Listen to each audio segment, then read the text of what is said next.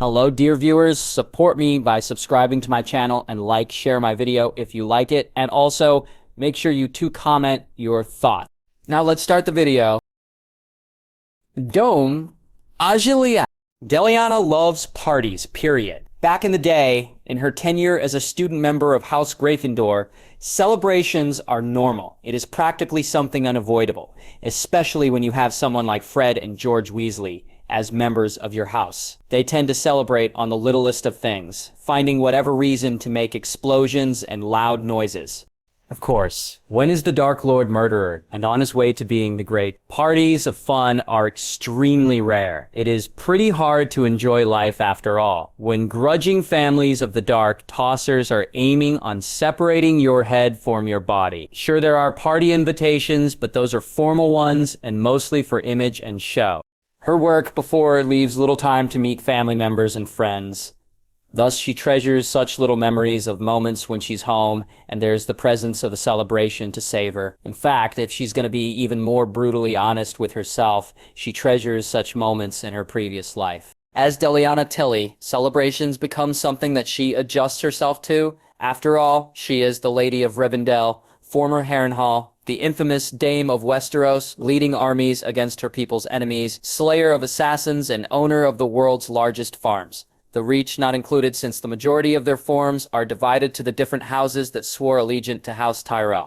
Every single time she visits guilds, homesteads, towns, and smaller villages, people do their best to accommodate her. That means good food, a celebration, a holiday if she gives to them free reign, and the best commodities that her hosts can provide. In fact, if it becomes a small vacation for any area of Rivendell that she tends to plant her feet on. Parties are regular for her these days. This celebration, though, is different. The night before the official start of the tourney for the sake of the royal visitors is grander than anything of Rivendell's usual fare. Food is aplenty, with varieties of every kind, ranging from the spicy cuisine of the eastern peoples to the more cold but lavish plating of the northerners. This is particularly planned to avoid grumblings by the visitors due to food preference. Suffice it to say that it is a lot of work for Osiliet's cooks and small folk, plus it costs a lot. Money, however, is never an issue personally for Delana, seeing that the presence of a sorcerer's stone is there. Currently, however, Delana is sipping daintily on a cup of serving tea, dressed in her usual phoenix armor, much to her chagrin, leaning on a pillar to avoid people ogling her bare back, watching the guests mingle around, talking with one another, or sucking up to the visiting royal family -1 at the raised center of the dome. Robert is already drunk this early from fire whiskey and is attempting to fondle anyone with an ass, boys not included. Cersei is scowling heavily to that, and for good reason. In his inebriated state, Robert, after all, cannot distinguish women from those who are married to those who are not, resulting to many angry mutterings from offended husbands, brothers, and sisters of the victimized house's lady. It is practically political suicide, but Happy Fatty can care less as long as the ass he touches is firm.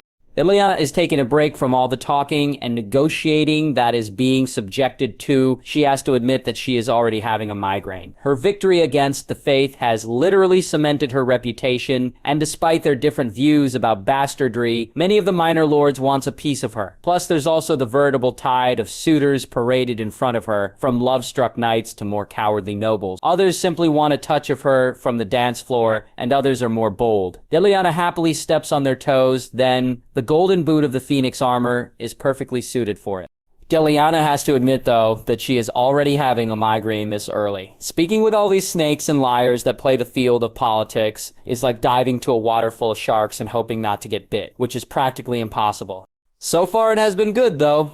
Delana manages to secure trade and alliance deals enough with many of the minor houses with some of her new goods. Since Yeti still has a monopoly of the 70% of the rice and spices of Rivendell, the minor houses are apparently enthralled by her new product, which is a big hit, Black Obsidian Mirrors, freshly created by the craftsmen of Osgiliath from the obsidian pieces shipped from Dragonstone. They are a wonder polished well, and with a lot of effort and processing, they are a lot cheaper from the usual glass makers from Essos. The various different tools she also presents, from plows of farming to stationary nets for fishing to the dozen or so measuring and building tools for crafts and building, salt trade from Sea Dragon Point, the different whiskeys and specialized brews. Delana manages enough trade and deals that she is sure that Emilia would shout her ears off for the amount of paperwork she is subjecting her to. Alliances, after all, are contracts, and contracts mean someone need Abin to do them, which falls to the unhappy Castellan's set of duties. Delana is not dumb, however. Most of the alliances are simply peace treaties, and other than the North and the Tullys, Delana's position remains neutral. The last thing that Delana wants is for Rivendell to be involved into the petty disputes of the other houses of Westeros. She once more checks Myrcella sitting on a raised dais with her guards around her. She initially thinks that the Golden Princess would want to sit with her parents, however, color her surprised when she vehemently refused, stating that she would not want to be anywhere near them. Delana, of course, acquiesces to her demand. The small, timid girl is growing. She has to admit, her current spacing makes the princess a fay from being disturbed the gathered lords and ladies around. In full view, but with hard access, it would be political suicide in doing so, even for a Lord Paramount, since it would be like a flare to everyone that they deem themselves high enough compared to the orders to be so brave or so stupid. So far as Delana predicts, no one save on Tywin Lannister, to congratulate his granddaughter, has done so. As far as the old lion in the rock is concerned, the lion does not concern himself with the opinions of the sheep. He can care less about their muttering behind his back. Delana personally designed that Myrcella be seen and not be talked after all. Myrcella might have gone far, but she is in no way ready to play the Game of Thrones that she would be subjected to if the nobles are given free rein. It is not wrong for the monarch of a country to take such measures to be protected after all. In fact, it would be common sense, for assassins are always present in this time and age. Delana can even make the excuse of dragon loyalists to Robert once she questions Myrcella's distance from them. Everyone here understands that and would not question such actions. Thus, it gives Delana the reasoning she wants and at the same time fulfill the requirements of courtesy for a royal to be present during the feast for the guests. Delana's got a nagging feeling, though, that even though Myrcella is a royal, and one also credited to the preparation and the success of the tourney, the whispers around the room, reported to her by an unseen one, indicates that the leaders and representatives hold little to zero regard for the princess, and instead discuss Delana as if she's the royal and not Myrcella. The last thing that Delana wants is to grab Myrcella's honor away from her. Penny for your thoughts, my lady. A sharp but wheezing voice snaps Delana from her musings, nearly making her jump in weariness. As it is, though, she blinks at the man wearing a red robe filled with ornaments of gold and diamond. She does not miss that also a large part of his decorations are Delionite in form. A golden cup is at his hand. Atop his head is a golden crown filled with even more diamonds. It is plenty obvious to know who this is, of course, since only one nation has a penchant for that amount of bling. Emperor Linghan, it is a pleasure to finally meet you, says Delana, with a slight incline of her head, only seeing that the emperor is not her king. And you're much more beautiful than the rumors say, even for your young age. I'm glad my gift suits you very well, he chuckles, eyeing the gleaming bare back of the dame who shifts uncomfortable to keep that part of her body out of sight. Finally managed to get away from all the riffraff I see. Delana only blinks before his word registers, earning her a chuckle from the Emperor of UT. You're not the only ones besieged by the representatives and rulers of these small kingdoms. Trust me, I know how tiring it is. I sympathize with your plight, Emperor Ling Han. Delana genially responds, making the Emperor in front of her, giving her a knowing look. You know the game, then. Courteous and polite. I'm impressed. I have to admit that I do not expect Rivendell as it is. Straight to the point, Emperor? Delana asks, feeling daring. So far, all throughout the night, no one has been direct at her since the start of the feast. It is a surprise that the Emperor of UT out of everyone would act so non-political. I find it more pleasant and less bothersome. Plus, it won't be a waste of my time if I am direct in my words and opinions. Won't you agree, Lady Delana? I admit, it is refreshing for a change from all the flowery words and snide comments I have been hearing all night, shrugs the dame, taking a sip on her own cider. So what can I do for you, Emperor Linghan? I believe that you have not sought me out only for my good looks. Right in that one, may I? He gestures to the space beside her. Delana simply shrugs, giving space to the Emperor, who leans also on the pillar, his heavy weight sagging a bit. She does not fail to notice that the other UT delegates are forming a cordon around them, preventing anyone else from approaching or overhearing their conversation.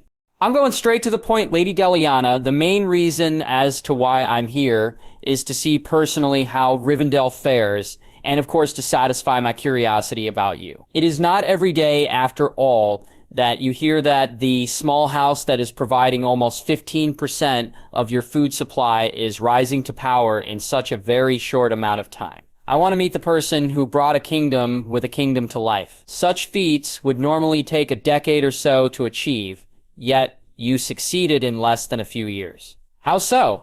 You do not truly expect me to answer that question, do you, Emperor? Replies Delion with a smirk, making the Emperor of UT to raise his glass to her.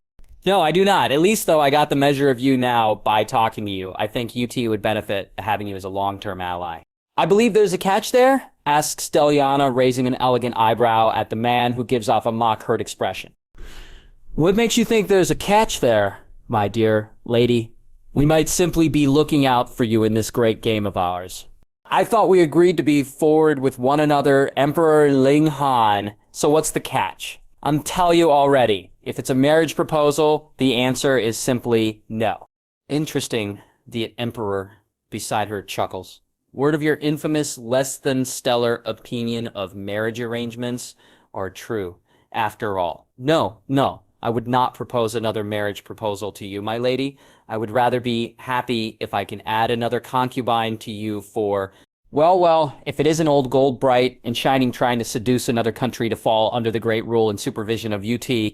Deliana blinks as she turns her attention to a tall man built like a whipcord, dressed in a battle kimono and a samurai sword at his waist. His head is at a top knot and a small goatee twirls at his chin. He is walking side by side with another Asian-looking man, this time wearing a chiton with golden weavings at the side and a blue sash with the pin of a three-legged bird of prey at his shoulder. Deliana, of course, knows who they are, immediately seeing that she's the one who addressed their letters to them. Shogun Hanzo Tokugawa of Nihonja and King Yin-Po of Goguryeo, the rivals of UT and kicking UT's navy and army left, right, and center. They are the reason why UT has zero expansion for almost 4 centuries.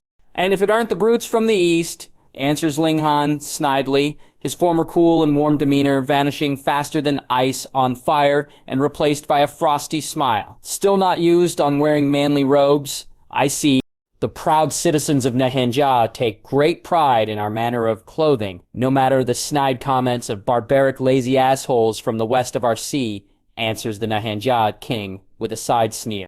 Now we are all friends here in this tourney. The purpose of this tourney, after all, is to make new friends and alliances, not enemies. Yin-Po pacifyingly chides at the two rulers, glaring daggers at one another before turning his attention to Deliana. He smirks, though, seeing that the Lady of Rivendell chooses wisely to step slowly away to avoid the incoming fight. The rivalry between Nihonja and Yi are infamous even in this far seas. Lady Deliana, your beauty truly humbles me tonight. I am Yin-Po of Goguryeo, but I am sure you already know that, he says, bowing to her. Deliana admits that if not for her passive skill in the mind arts, she might have been fooled by the kindly demeanor that the ruler of Goguryeo is doing. Even the barest of touching of his mind makes her aware of the scheming bastard behind the good-natured exterior. She cannot blame him, though. The tension between Yi, Nihonja, and Goguryeo has always been tense. The eastern nations have always been at war with one another one way or another throughout the years. It must be mind-numbing to be allied with a traditional enemy while facing a larger one. The threat of being betrayed is always high. The man, however, is as sly as snakes go and must never be taken at face value. Welcome to Rivendell, King Yin-Po. I do hope that your stay would be accommodating, Deliana replies, officially with a nod. The man simply sighs, twirling the wine cup in his hands before looking at her. It's all right, my lady. Maybe a little bit too cold for my taste, but what can I say? These old bones of mine are not as warm as they used to be. Of course, King Yin-Po. Speaking of which, I have a proposition that if you won't mind, Yudar, the booming voice of Hanzo behind them, nearly makes Deliana jump in surprise and Yin-Po to sigh tiredly. Looks like we have to continue our conversation for later, Lady Deliana. I have to control my rather hot-tempered friend lest he causes a brawl here inside. Of course, Your Highness. Deliana nods courteously in reply. My lady, the king of Grogro, bows before, walking towards the shogun of Nihonja, who looks only a second away from assaulting the emperor of Yiti with his katana. Deciding that any more politicking would give her a headache, Delana walks towards the dais of Myrcella, smiling at the gathered people below. Nobles, rulers, and representatives who notices her, answering with polite tones and gestures. Delana takes the usual 2-minute walk, which turns out into a full-blow 20 minutes as she crosses the wide hall through the throng of well-wishers, plus admirers, and finally manages to walk up the staircase of the dais to where Myrcella is sitting, munching a happy burger with ham, pepperoni, and cheese. Delana rolls her eyes at that. Of all the things that you might eat in this feast, you brought along a takeout from one of the talls outside. She amusedly comments as she sits on the throne beside Myrcella's. And the Princess Royal answers, her voice muffling thanks to the food inside her mouth. Bless you, Sella, and please do take care of your manners, answers Delana with a bright smile. Unlike the fake ones she presents to the guests below. Finding herself puckish, she leans to the death dealer standing ready at the side of Myrcella's throne. I'll have some like that of the crown princess. Yes, your holiness, he bows, ignoring the rolling of Delana's eyes at the address. Not fair. He's gonna put his paws on my stash, protests Myrcella, gulping down her food, glaring at Delana with a small pout. Delana can't help but find it adorable. I can have some of them delivered at Rivendell if you learn how to share, dear Sella. Delana winks at her, receiving the food from the returning death dealer with a small word of thanks. Oh, alright, but only because I like you. The beautiful blonde replies, making Delana chuckle as she takes a bite out of her own happy burger. So, Lady Delana, with all the politicking I've seen you doing down below, am I right to assume that everyone here can finally come up for some air and witness the world at peace? Asks Myrcella, making Delana snort through her meal before swallowing. We can all agree, Sella, that we will have a measure of peace for a while after this tourney. Everyone so far wants to make friends with us, thanks to our victory. There are also trade deals and such, not to mention the countless marriage proposals that I am receiving. She answers, am I right to assume that you have rejected all of said marriage proposals? Asks Myrcella teasingly. Despite the fun tone and matter of questioning of the Golden Princess, Delana does not miss the small edge at her voice, though. Your jealousy is so cute, Sella. It is not that hard to know that the little princess is worried and afraid that she might have answered yes. If not for their public setting, Delana might have glomped her in their usual casual friendly manner. That would make Sella blush and Delana feel all tingly. Time to reassure Miss Little Jealous that I am not yet off the market. Of course, we have no need for a marriage alliance right now. Rivendell is powerful and wealthy as it is. And the last thing we need is someone stepping in our internal affairs and crashing our balance and equilibrium, she says, with a reassuring smile. That's good, Lady Delana. I'm telling you that the Lady Amelia would not appreciate the paperwork that she would have if you agreed to any marriage proposals. The amount of work she will have without warning, not worth it. My lady, says Myrcella, with a delicate wave of her hand. Delana has to give it to Myrcella's acting skills. If not for the small fact that she's already highly familiar and hyper-aware of Myrcella's attitude and quirks, she might have also believed the nonchalant way of talking of the Princess Royal. It doesn't need a master of the mind arts to see that Myrcella is relieved, thanks to her answer. For the life of her, Delana does not know why she doesn't turn down the princess this early. In terms of age, she is mentally too old for the Golden Princess. The morality cultivated and grown for many years back home are warring literally with her, the current hormones of her new life. Plus, there's also the fact that apparently same-gender attraction is not as accepted here in this world compared to the more liberated one where she lives as Harry Potter the Great back then. Personally, Delana herself, with all her experience, has no idea how to deal with this. While the pragmatic part of her is telling her to let go, another large part of her relishes the simple fact that the Princess Royal considers her a potential candidate for her affections. There's also the plus side that Myrcella's feelings, Delana knows, are not fake or political either. As said before, even in this new body, Delana is straight as a board when it comes to her desires. It is time to change the topic, though, to something that both of them are comfortable in discussing without getting awkward. I do manage to talk to some interesting people, other than the usual nobles and ladies of Westeros, Delana says. She can almost feel the relief emanating from Myrcella at the sudden change of subject. Really, who? Emperor Linghan of Yiti, Hanzo Tokugawa of Nehonja, and Yinpo of Grogurio, Sella answers Deliana, taking another bite out of her food. Ouch. Myrcella's face winces at her answer. Together? Together, she nods in affirmation.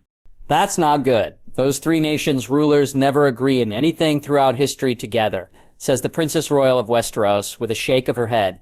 The animosity between them at the eastern part of the world is legendary.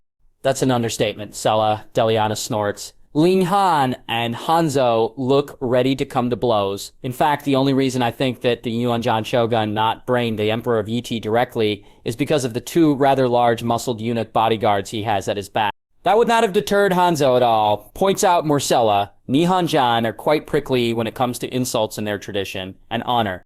And Yinpo is there to keep the peace. At least he has enough sense not to cause an international incident. In the case of Nihonja's shogun and Yiti's emperor duking it out on tourney feast ceremony with their fists. Deliana adds with a smirk. Myrcella chuckles at the image it paints. It is quite known, after all, that the current emperor of Grogurio, also known as the more level-headed of his predecessors, can stop a rampaging bully by simply talking it down. You haven't met Yun Sin Shun, she asks, though, after she calms down, making Deliana raise an eyebrow at her.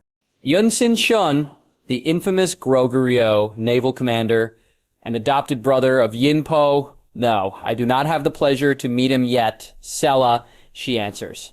I see. Myrcella leans on her comfortable raised chair. Knowing him, he would be the more diplomatic of Grogurio's retinue and would probably be talking all over the place trying to create connections for his country with the rest of the nations here.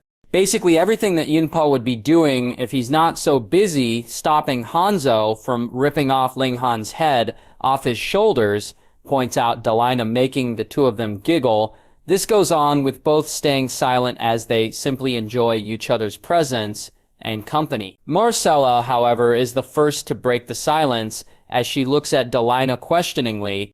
Other than our friends from the East Ilia, who are our more notable guests tonight on this feast, she asks.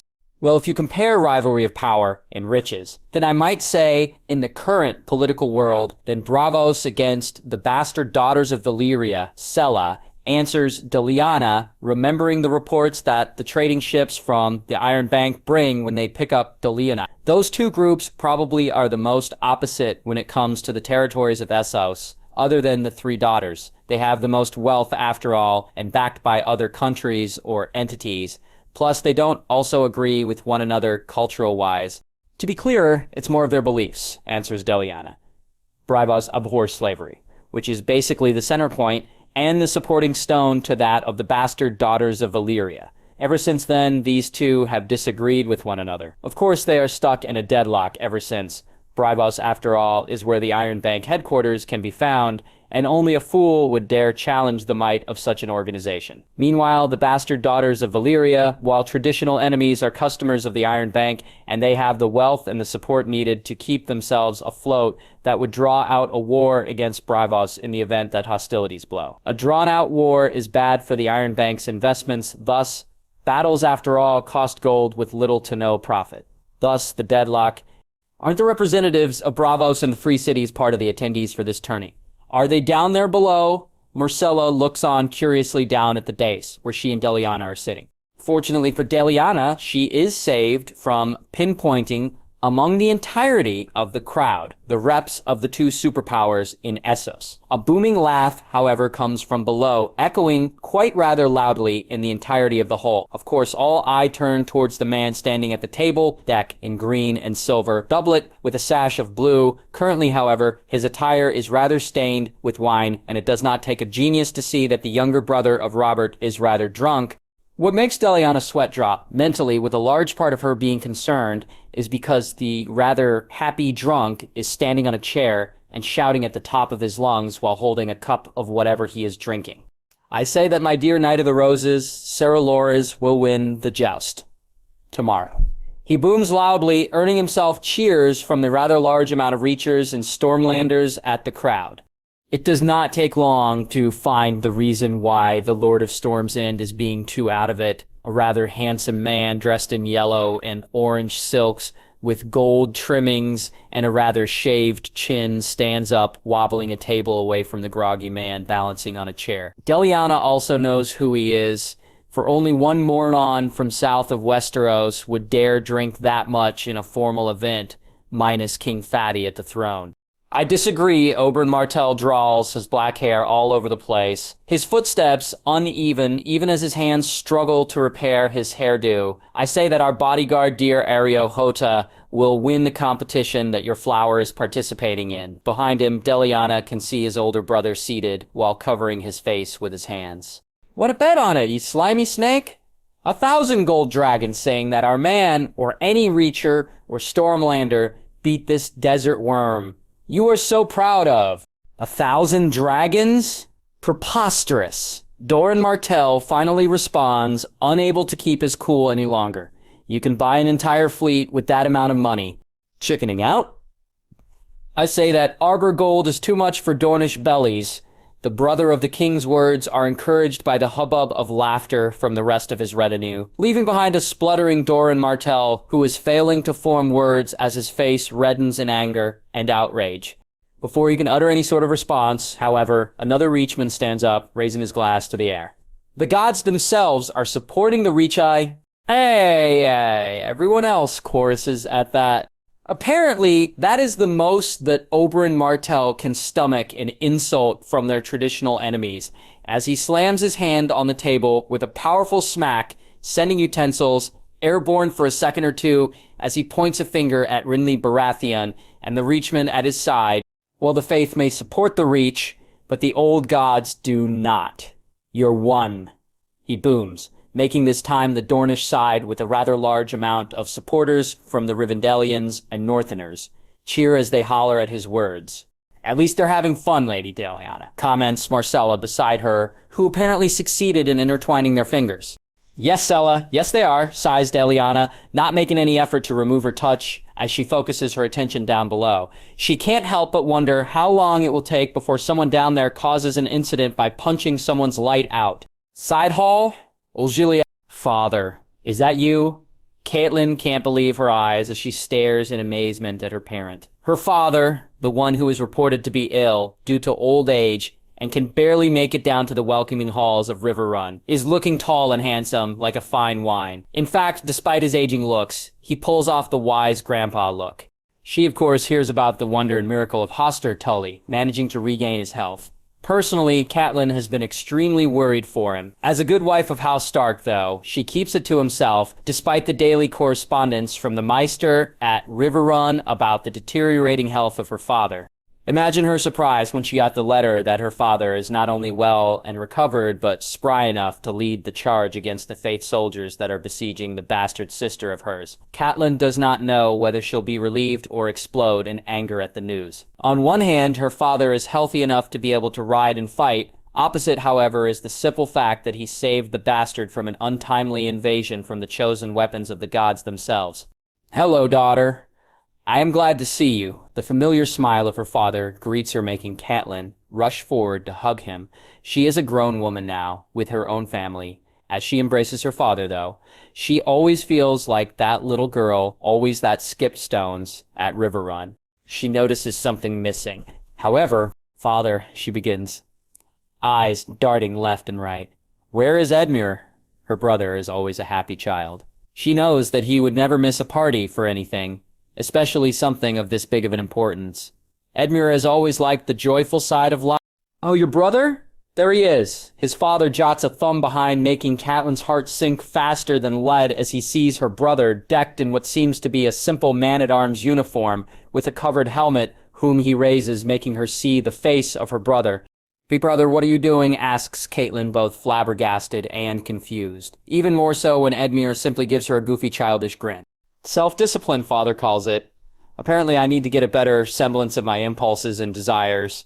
According to him, I need to have more self-control and be more like Delana in order to become a worthy successor of Riverrun. So here I am, in self-control. Tonight, I'm a simple bodyguard of father in this feast and not allowed to partake. For a split second, Catelyn's facade transforms into the thunderous scowl the moment she heard the bastard's name before she manages to school it back to normal. Her family is transforming before her very eyes. Her father must be cursed with some kind of evil sorcery from these wooden tree-hugging demons, and her kind, funny, quite idiotic, but lovable brother are talking about duty of all things. He doesn't need to change himself, he just needs to be Edmure, and that is enough. It is not his responsibility to adjust to the people, it is the people who should adjust to him as the proper heir. Now here he is acting as a nobody guard, discarding his identity as heir to be one of the low. That bastard, however, she sees even from here, is at the dais talking with the princess of the realm. It is like hers and Edmure's roles are reversed. This is one of her nefarious plans. Catelyn's sure of it. She's going to put an end to it one way or another. Saying her goodbyes to Edmure, Catelyn turns to her father, readying her argument that would remove the bastard sister of hers from the table permanently. Royal quarters, Osgiliath, after the feast. The guest rooms here are akin to that of the ones found in Rivendell, only a lot less ornate or sculpted, Myrcella notices as she stops before the door. She has already been expecting this meeting ever since her family entered King's Landing. She has fortunately managed to postpone it till now, but she always knew it would be inevitable. The sound of laughter, of horrors, and that of her father at the other room almost makes Myrcella grimace.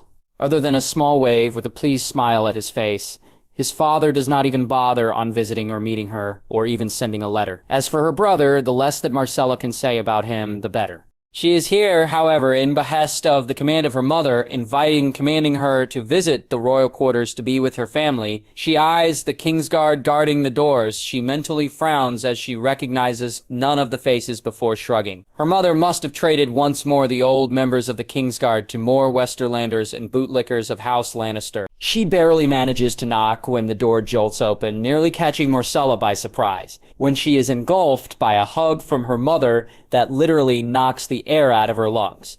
"Myrcella, my baby girl, you're here. Look at you, you're all grown up." She immediately begins fussing over her.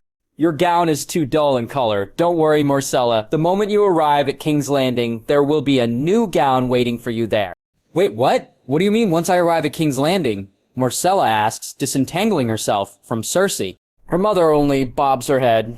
"Yes, you will be heading back to King's Landing tomorrow. I've already prepared the necessary preparations. You will be back at Red Keep, where Tommen is waiting for you. We will come back once this blasted tourney will finish."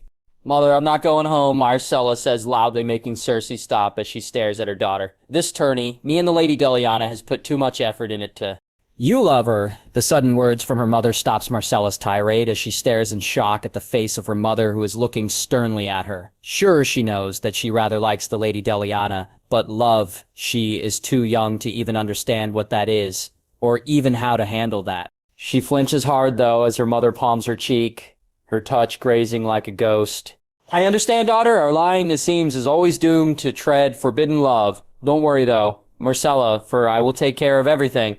For some reason, Myrcella fears these silent words of her mother than any shouting and confrontation she has been expecting to happen in this meeting. Osgiliath, the Colosseum. The sound of people cheering starts as the knights paraded in front of them down below. For Robert Baratheon, unsaid professional drunk, this is life. He waves as people cheers, his name as he takes the royal seat on the dais. He has to admit that he rather likes the setup of him being at the top and have the perfect view while also be heard when he shouts, "Your Grace, the cup of victory." A male servant hands to Robert a golden cup filled with wine and petals of flowers.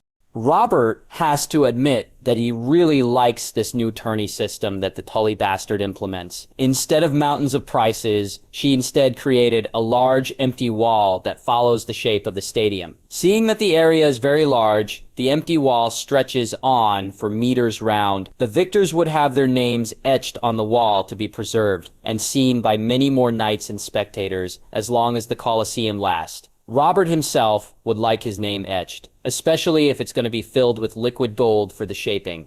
Time to get this party started, though. "People of Westeros!" Robert may be fat, but his boisterous nature and loud voice still remains. "Let the games begin," he finishes by pouring the combination of wine and flowers at the top of the wall, a level below his seat. Trumpets immediately bellow, and the group of knights below disperse into their teams.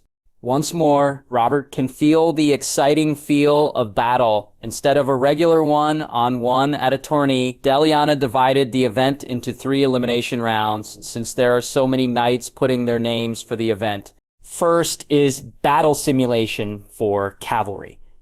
It is, as it is said, a plain battle between groups of cavalry, with teams being formed. How the teams are formed are up to the knights. It is in every way, according to the paper that Robert has a squire read for him, a simulation of a battle. That includes making alliances and losing them.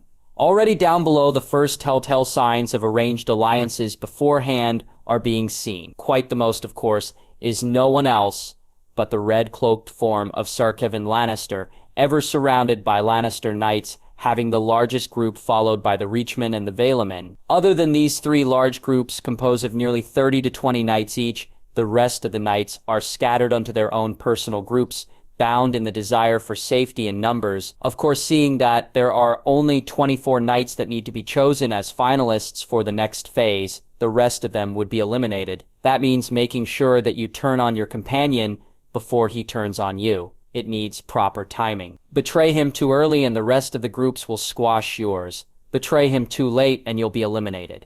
Beautiful as far as Robert is concerned. If not for the nagging of Ned, he might have wanted to join down below. Alas, all he can do is watch and cheer, seeing that Stannis and Renly both are also participating. The sound of the trumpets start again, giving off the signal. The knights need no more encouragement as they urge their horses forward in a full gallop against specifically chosen targeted groups.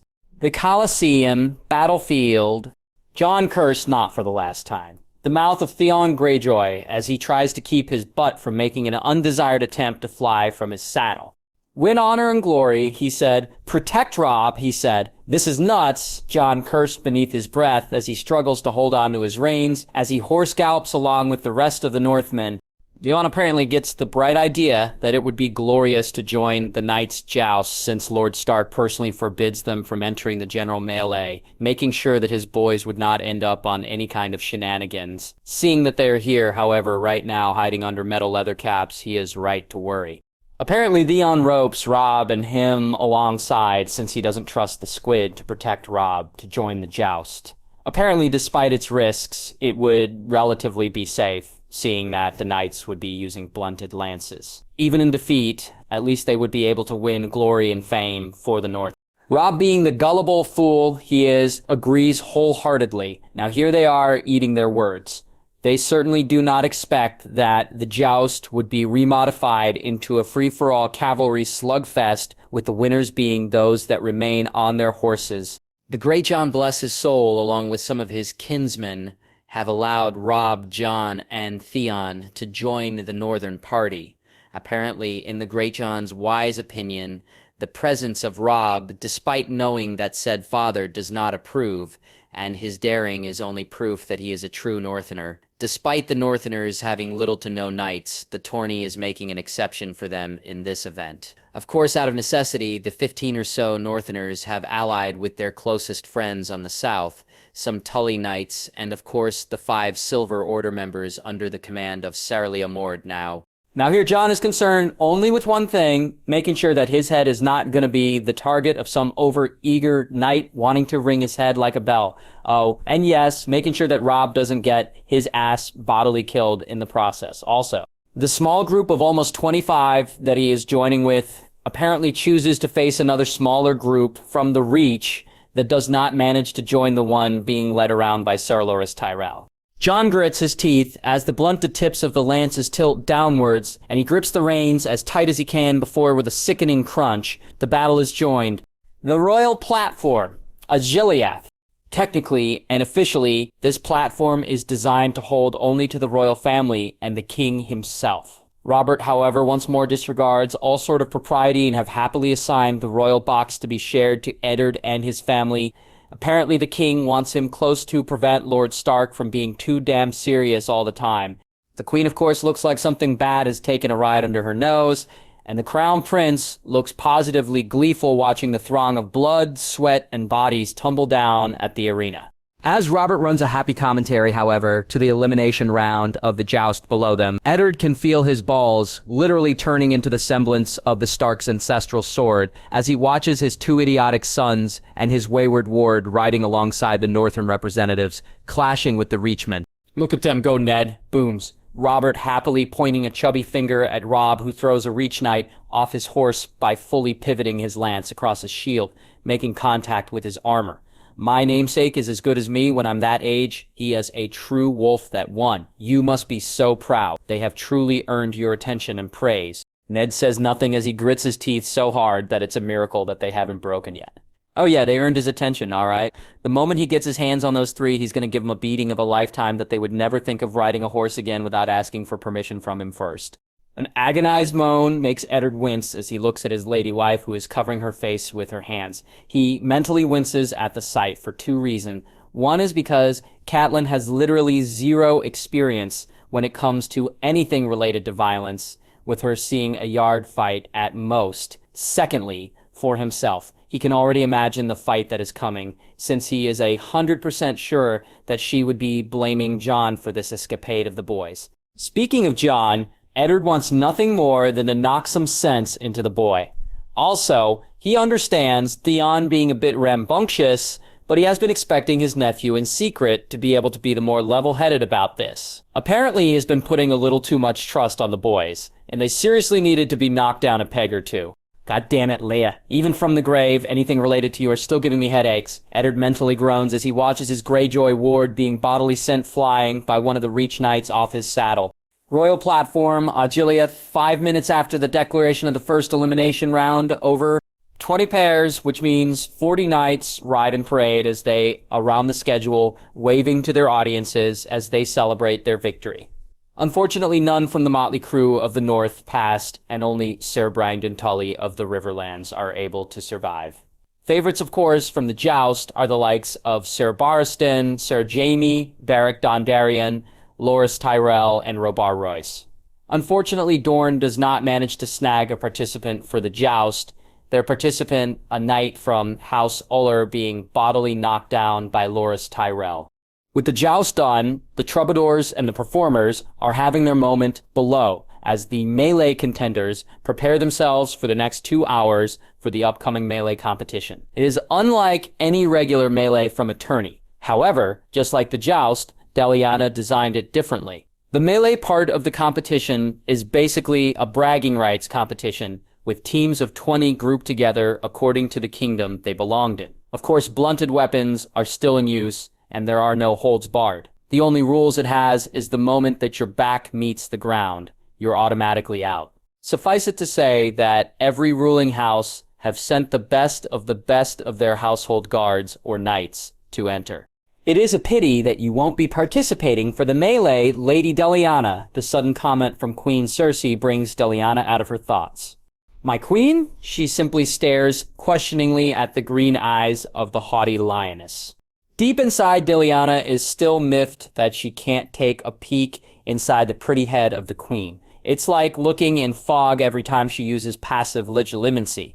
Of course, she knows that in a more in-depth probe can easily pass through it. Doing it so would require concentration and time. Delana, however, does not wish to kidnap the Queen of Westeros just to sate her curiosity. No matter how tempting, she can still recall quite clearly the adjectives that Myrcella uses when it comes into describing her mother. "I have heard of your prowess during the War of the Faith, Lady Delana. It seems that I would be remiss on seeing it for myself. It does not take a genius to see that the queen is as sincere as an elephant dung in the room based on her tone alone. The question, though, is why? Many would not like a woman participating in an event reserved only for men, your grace." Delana replies sagely, in her opinion. "Nonsense, Lady Delana. I personally would very like to witness the dame who defeated the armies of the faith with willpower and tenacity alone. I could care less about the opinion of other men." Besides, she smiles, irritating sweetly at her fat husband as she caresses his arms at the side. "Would you like to see the Lady Delana in action?" "My love?" Despite no matter how much Delana likes the Bobby B imitation, she totally lost all respect to the man as he bobs his head quite excitedly at the prospect of seeing her fight. "Yep, As far as Delana is concerned, the fat lug has 0 to none experience when it comes to recognizing manipulation. No wonder he is best friends with the cold Lord of Winterfell. The man is almost as talented as Robert when it comes in the political field. Very well, as my king and queen commands it, Delana acquiesces with the bow before standing up. If they want her to show off and fight, then she'll make sure that she gives them a showing. She's not dumb, of course. The queen bitch is playing an angle she can't see. Whatever she is heading into is a trap. Best way on dealing with traps is doing it Harry Potter style, of course. She's gonna spring the trap, and she's gonna enjoy watching their shocked, disappointed expressions afterwards.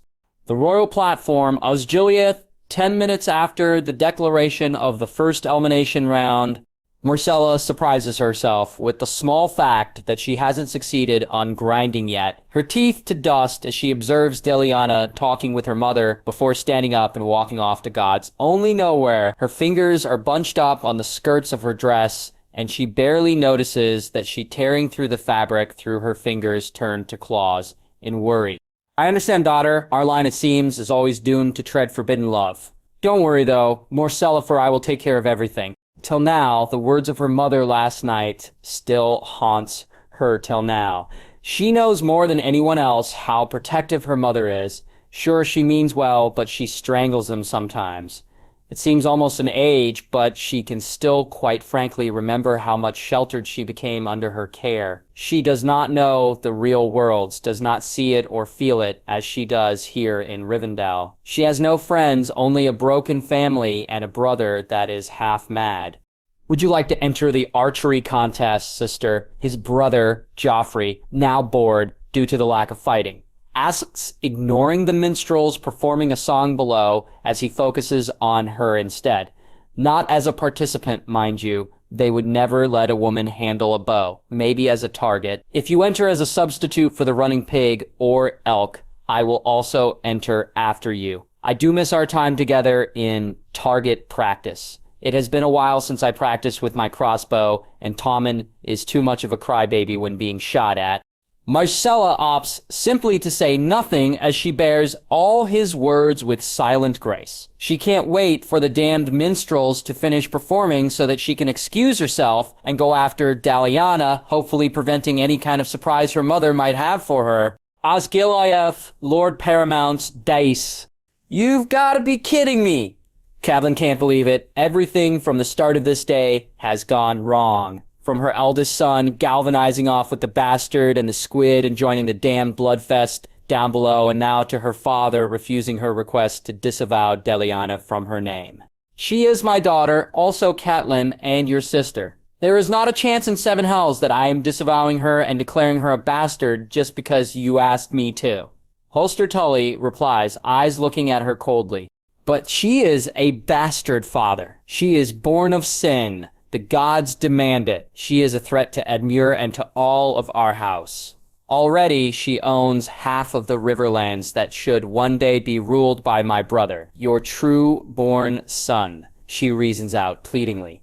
For the life of her, she does not understand why is her father refusing her perfectly reasoned request.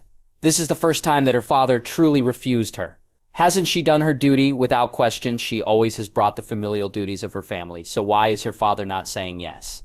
She won her territories by right of conquest. Sister, color her surprised when it's not her father that answered, but her brother instead. Besides, you can tell by the change that she is bringing that it is good. She is even more surprised to see Edmure colored purple and blue, courtesy of a hedge knight pummeling him during the joust. Despite his injuries, she has never seen her brother so active. Sure, he attends tourneys and tend to bet also on contenders like any lord. However, she has never seen him being so participant on one ever. Now, as she looks at him closely up and down, she notices that he looks energetic to energetic. In fact, it reminds her of the time when she put too much sugar on his tea and he is bouncing all over the walls. Brother, you're supporting her? She asks in disbelief. Edmure only shrugs at her words, even as he winces when a Meister dabs a cloth soaked in poultice at his pulped face. She is family, is she not? It is right to only support her. Besides, he smiles, making Catelyn wince as she sees bloody teeth and gums. She's the most brilliant out of all of us, and brought the Riverlands much glory and riches. She also has shown no interest about the seat of the Lord Paramount. Mind you, Now that you're saying it, she's even forcing me to read more to prepare me for the position. So you're not removing her from our house's name? Catelyn asks, unable to fully mask the hiss from her tone. No, despite her former status, she has succeeded on putting more glory on the Tully family name than anyone in our line has. As long as I'm head of this house, she will always have a place on this family. And Catelyn... Yes, father. Catelyn gulps at the cold tone that her father never uses on her. I would hear no more of this talk of bastardry from you regarding your sister, all right? Remember our house words and be true to them. Continue with this attitude of yours and you would find yourself out of this family yourself. He simply warns, making Catelyn gulp, squashing flat her desire to outrage at the fact that she's the one getting the reprimand instead of the bastard. Yes, father. Nothing more will be said about this, she doodily answers with a bow. The bastard will have her day. She swears it. Osgiliath Armory Rooms, Coliseum. Oberin Martell happily twirls his spear over his head, ignoring the squawk sounds of surprise from her squires as they step back to avoid the deadly weapon of the Red Viper of Dorne from nicking them. Suffice it to say that Oberin, as usual, is full of giddy energy as he awaits the call for the upcoming elimination round of the melee for the tourney. He hasn't joined the joust. As far as Oberin is concerned, jousts are only for play fighting, a bad imitation of the real deal. Unfortunately, he regrets it as he sees how different the Tully bastard is, organizing the events. Already 10 knights are dead from the elimination round of the jousts alone, thanks to accidents. Now here he is, ready and prepared, full of excitement, for the melee. He and his men are already prepared, wearing the familiar yellow and brown leathers of Dorne. Only as protection, unlike the rest of the Westeros, after all. Dornish men prefer to fight light on their feet and mobile. That's why the best spear wielders always come from Dorne. Also today, they would be representing the sands of their country, and Oberin is ready to prove that the hot sands of the deserts he calls home maintain their pride. If he's lucky, he would also get a shot facing the mountain and cause an accident during the fight. It is not uncommon, after all, for such incidents to occur within a hectic event such as this. One wound, that's all he need to put down the beast of a man that raped and murdered his sister and her children. Putting down his spear to rest his hand, Oberyn looks at the audiences and freezes. His hand goes slack and his prized weapon drops to the ground like a piece of wood. He does not care, however, as he steps forward, his eyes piercing light and shadow as he stares at a face on the crowd. It is a face that he never imagines in his entire life that he would ever see again. For there in the crowd is a young Dornish girl that alarmingly looks a lot like her sister, Elia Martell, when she's a lot younger. Osgiliath. Special event before the Grand Melee, Coliseum. I knew it, I knew that this would happen. Myrcella can't help the growl that comes out of her lips, her fingers tightening over the hand rests of the throne. She is sitting atop the raised dais. Down below, the trumpeters of the Coliseum blow hard, proclaiming the special event, which would be a 3-segment competition divided with a joust and 2 duels of weapons of her own choice, with the Dame of Rivendell against 3 random chosen of the Faith of the Seven. According to the Herald, it would be a reenactment of the War of the Faith.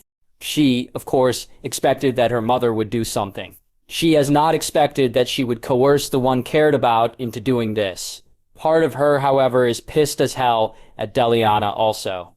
For going along with it, she has been with the brilliant young woman long enough to know that within her sphere of influence, nothing happens without the Lady of Rivendell knowing it. Knowing Delana, Myrcella can only assume that she has a reason for going along with the trap of her mother, or she is doing this for the fun of it. More times than one, she has observed during her tenure here as Rivendell's ward, that despite her brilliance, the dame can be a bit bold and daring with some things. One can even say reckless when it comes to things that interests her. Judging by the rather smug look and grin she is currently sporting, Myrcella would bet her left arm that the dame is completely aware of the machinations behind the scenes. The question that is plaguing her, though, is why Delana is going along with it. The dame is not the best when it comes to sharing information, and Myrcella curses beneath her breath for being stuck here at the royal days. Her original plan to escape and try to meet with Delana before the tourney failed to come to fruition, thanks to her father wanting some quality time with her. Apparently, Ned Stark has run off to put the beating off a lifetime to his 2 sons for illegally entering the joust before leaving Robert without someone to entertain.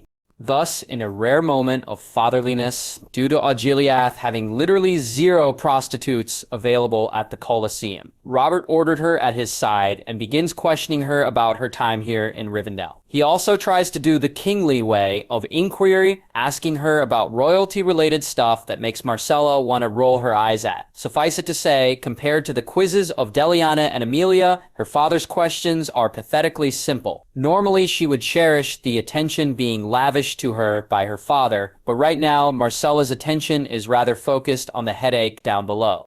Presenting our combatants for the special event first part, the joust. The herald shouts, much to the cheer of the entire stadium. The representative of the faith first and foremost, second son of Sar de Courtenay, Sir Rosian de Courtenay, and of course her opponent, the Lady of Rivendell, and all its annexed lands, the first dame of Westeros, and favored by the old gods. Let us welcome the Lady Delana, the announcer declares through the improvised amplifiers, resulting to a massive cheer from the crowd as the two jousters approach the tourney field atop their horses.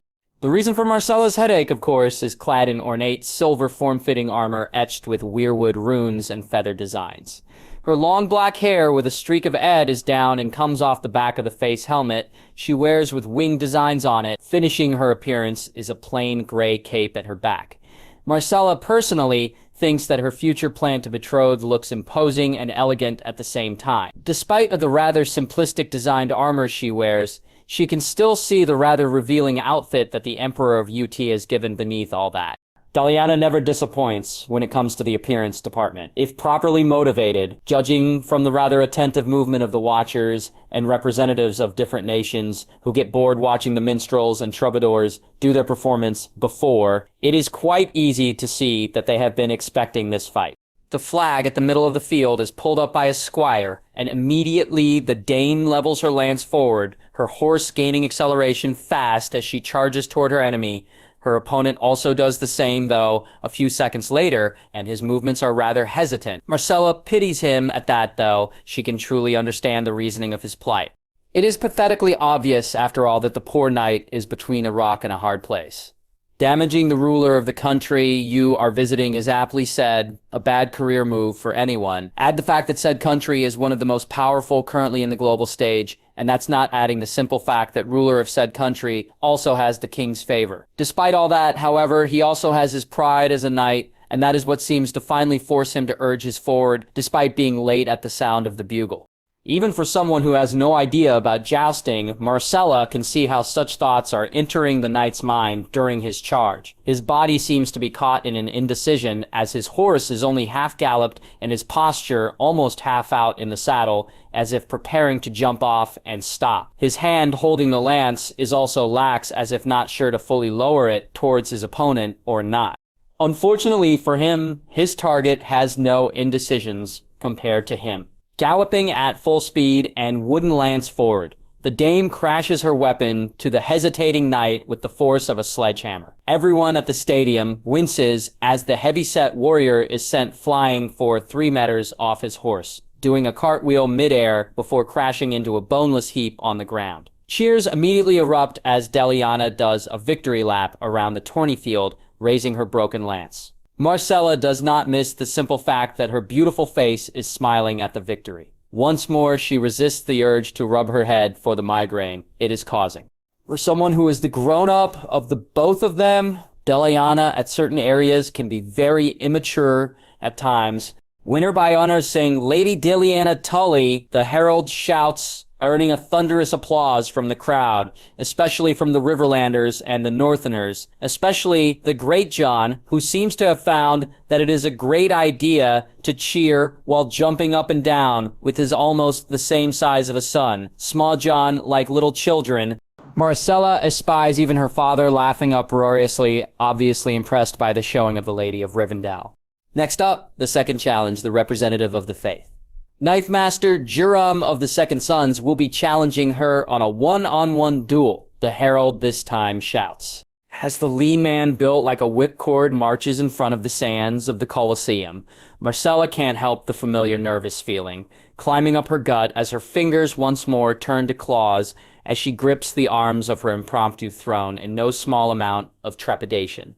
Below, the Dame of Rivendell dismounts her horse, throwing the broken lance to the ground before receiving a spear from the squire. Myrcella gulps as she watches her interest face off against the dual knife wielder, holding the spear with both hands, with the pointy end facing at the head of her opponent. Myrcella has seen a lot of tourneys in her time. Only now, though, for the life of her, she has no idea what in the world do people find so interesting in these tourneys. Down below the sands of the Colosseum, completely unaware of the thoughts and worry bombarding around the Princess Royal, Delana would be lying if she says that she is not enjoying her time right now. She is no battle junkie like Mr. Fat King at the Days, but it truly stokes her pride being the subject of praise by 50,000 souls currently cheering her on. No wonder Robert loves the battlefield. The exhilarating feeling of being the victor, standing over your opponent as people praise you, that feeling is rare and few in between, even if one cheats. Of course, Delana would not play fair. She's knowledgeable enough to know that her skills on jousting are rudimentary at best.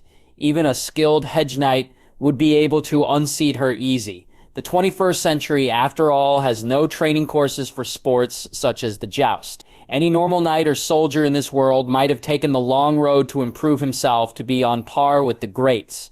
Delana, however, does the exact opposite.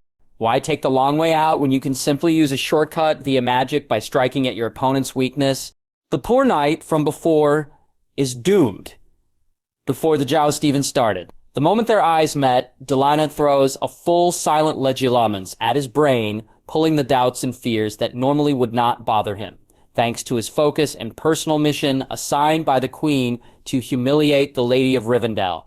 The result is a terribly confused and doubtful rider who barely manages to ride his horse, much less fight in one. Compared to him, Delana is fully focused, and despite her rudimentary skills, a simple sticking charm at her hand is more than enough to guide the lance at the poor sod's chest, breaking it upon impact, completely outbalanced and out in form. The knight is bodily thrown off to the saddle, making it 100% victory for her. Now she smirks beneath her helmet as she faces her new opponent. Unlike with a lance, Delana is completely an expert with the spear. A mind copy here, a mind copy there, and voila, memories that need only muscle memory to be fully exploited. Of course, she'd be stupid if she has no backup plan. As she levels the pointy end of her spear at the mercenary, she smiles as she bites the small bubble at her mouth containing liquid luck, in other words, Felix Felicis.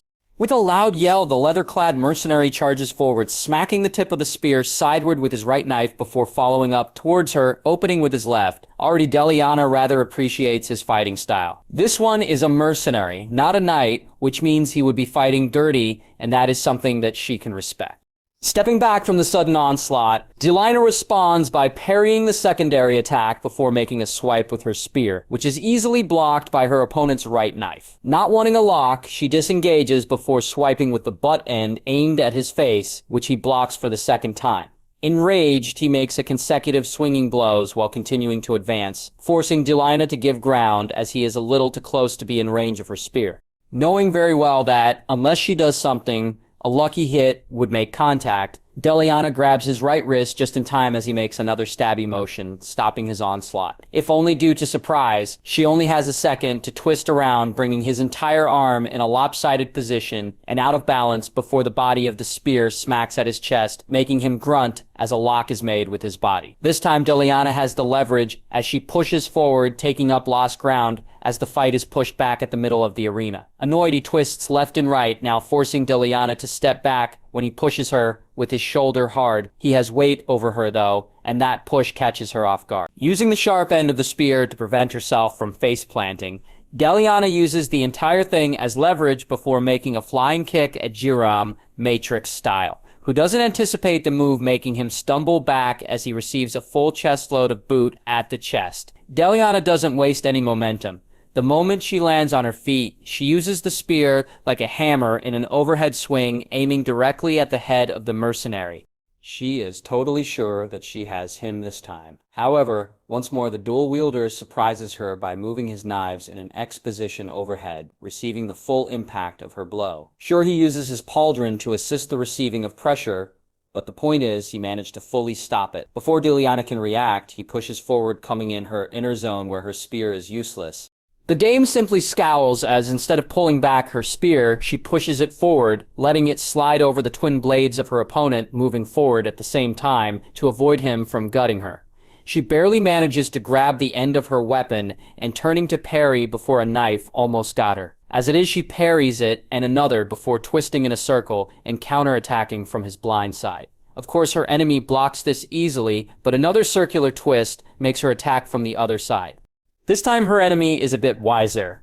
While blocking the spear with his right knife, he then locks it with his elbow before turning within Delana's inside zone, his knife aiming at her head in a slash. Delana, however, repeats her old maneuver of stopping the slash via wrist grabbing before pushing him away, freeing her spear. She has to leap backward, though, to avoid the slash at her head. Growling, she counters with consecutive slashes of her own, aiming to find out weak spots on her enemy's defenses. Thanks to the reach created by her first attack, she presses on, forcing her enemy to be on the defensive and give ground. Knowing that he is screwed if she continues with her momentum, the mercenary risks a counter via a double slash aimed at her cranium. Thanks to the distance between them, however, he is forced to lean specifically forward, making Delana simply lean back to avoid the attack before smacking him in the throat with the butt end of her spear, making him cough and choke as Delana draws first blood.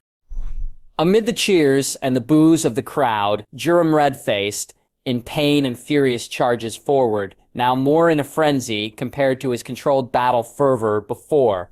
Sure, his attacks is forcing Delana backward, but none of it has the strategic value it has before, giving him a lot of openings. Openings that the dame is not afraid to take advantage of. Another butt-end attack of her spear that smacks his throat finally makes the mercenary lose composure as he charges forward one more time like a wild animal, only to completely lose his footing, as Delana hooks his left foot with sharp end of her blade before twisting him out of balance and making him eat dirt. He might have risen again if not for the pointy end aimed at him.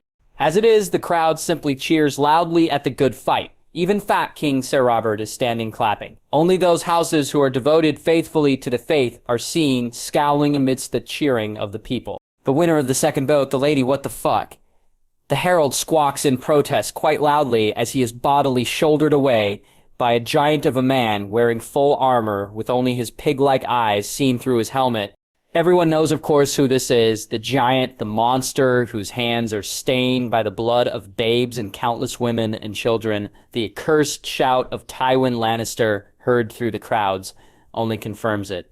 "Seagull Game, what are you doing?" the old lion roars, his voice belying his age as the mountain that rides, Gregor Clegane, marches into the field, broadsword raised, looking directly at the Lady of Rivendell. "You die today, whore," he roars before swiping sideways. Delana might have been bisected from hip to shoulder if not for her accidentally tripping on a rock. As it is, the swipe barely grazes her armor and only nicks her helm. Her opponent before, Juram, however, tries to make a run for it. He barely manages 10 steps before the mountain is upon him, cleaving his lungs wide open as the broadsword slices into his back, nearly splitting him into two. "Yeah," Delana yells, taking the advantage to slam her own weapon at the small of the back of the mountain. Normally it would have been declared a victory for such a lethal point shot, but the mountain, it seems, doesn't care about anything but killing her, for he simply grabs the spear by the shaft before breaking it. "My lady!" The sudden shout of Marcus makes Delana turn for a split second to the leader of the Green Men, who has thrown near her one of the swords and square shields of the Black Guard. Her instincts makes her roll, however, towards it as she is once more nearly squashed by another downward strike that might have squashed her flat by the mountain. As it is, she reaches the sword and shield that the Blackguard has thrown at her, taking her stand quickly, adopting the sword and shield pose that former Roman legionnaires used since time immemorial. With a roar, the mountain is upon her, immediately swinging his broadsword like a madman in circles. Delana remains in her defensive posture, backing out only step by step. All around, she can hear the shouts and protests of the observers at the sudden intrusion of the mountain that rides. Most prominent of the voices, of course, are that of the Fat King, Lord Stark, and ironically Tywin Lannister, roaring for his mad dog to return to his leash. She can also hear the terror-filled cries of Myrcella, making Delana feel guilty of keeping the Golden Princess out of the loop of her plans. Of course, with the giant of a monster in a man's body now fully unleashed, there's simply no one brave or stupid enough to dare make him stop. Delana has to admit it is an ingenious plan to give the mountain free rein. Any normal man or woman might have already been killed for such a trap.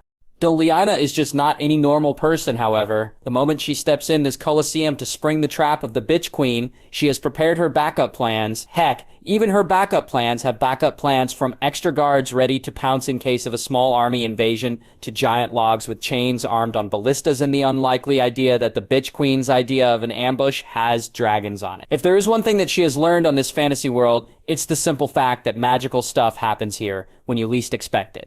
Of course, there is a reason also why she hasn't simply ordered her guards to put ballista and quarrel bolts at Gregor Clegane. This monster in human flesh has caused Rhaenys to undergo 1 billion deaths, and the girl is one of those that has grown on Delana. Suffice it to say that it simply puts him on Delana's shit list. Now, she might have enjoyed ripping him to shreds piece by piece, but unfortunately, she can't do that. Now, thanks to her rather business partnership with Tywin Lannister, it doesn't mean, however, that she can't humiliate him, which is as bad as killing him anyway. Only thing is, he'll remain alive. That all you can do. Delana taunts the giant of a man who is hammering her shield like a madman. Any normal shield or human in that case might have caved under the rain of blows of the monster. With a magically reinforced shield that is nigh unbreakable and with a featherweight charm on it, Delana can stand here all day while the mountain hammers at her. Of course, she has to keep up appearances of being pushed back, else it would be suspicious. Infuriated by her taunt, the powerful swings of the mountain become even wilder as he tries, in futility, to break through her defenses. Of course, with his wild swings, he becomes even more showing openings through his guard. With a lunge, Delana strikes forward with the short sword at her opponent. Color her surprised when her enemy swerves at the side and dodging and aiming his sword at her right side. Apparently, the mountain retains some of his skills despite his rage. She spins her shield to the right before rotating also to the left to intercept the follow-up strike of the mountain's broadsword. She is totally caught unawares, though, when the next hit is a forward kick this time that might have cracked like an egg, a regular shield. With the reinforced one she is using, though, Delana simply pushes forward, nearly making the mountain fall flat at his back, as he stumbles a bit before getting into the ready position again. Remaining in her defensive posture, Delana makes a 1-2 step towards her target eyes, now narrowed. No wonder the mountain is so dangerous. Despite his rage and animal-like power, he still manages to apply his fighting skills to great effect. She smiles underneath her shield that hides half her face. Looks like she needs to end this fast. With a roar, he this time makes a double feet flying kick that Delana is forced back almost 5 steps. She has to make the grunt really believable before raising her shield to block the powerful downward stroke that reverberates all over the shield. Once more, like a snake, the smaller sword darts once, twice. The attack at the shoulder nicks the mountain, making the crowd roar in applause, but the second one he parries before slashing at her point blank. Delana parries the attack easily, but she nearly screams out loud as the mountain kicks her back leg, forcing her to her right knee at the ground. That single attack she can feel almost breaks her bones. She barely manages to raise her shield in time before Clegane tries to stomp her head off. As it is, she just grunts as the mountain once more backs off before making a downward strike once more, followed up by a thrust aimed at her exposed half-head.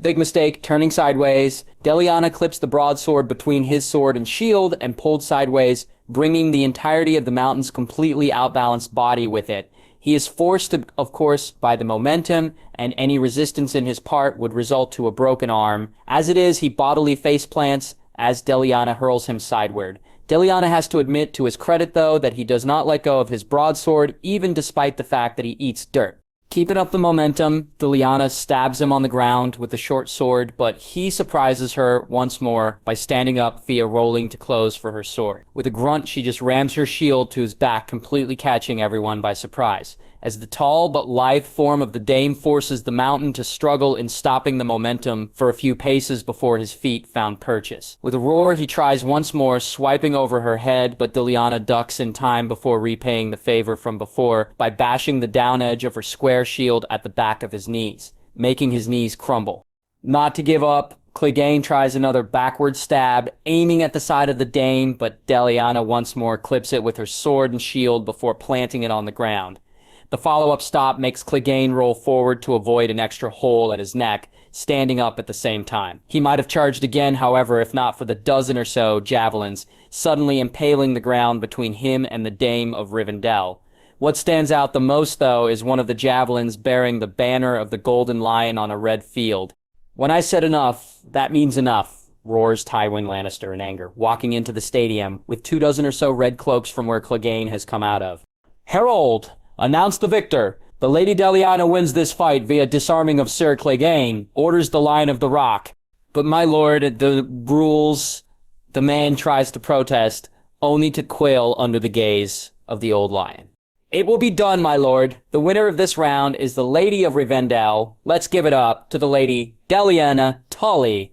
As the crowd roars that the very stadium shakes, Delana eyes at the mountain, eyeing her in anger even though he stands down under the angry gaze of Tywin Lannister. Both of them knows, of course, this fight of theirs would not end here. The tower entrance below Rhaenys' private booth. It is lonely and boring work. Guard duty is something that most soldiers abhor. Not for the Death Dealers, though.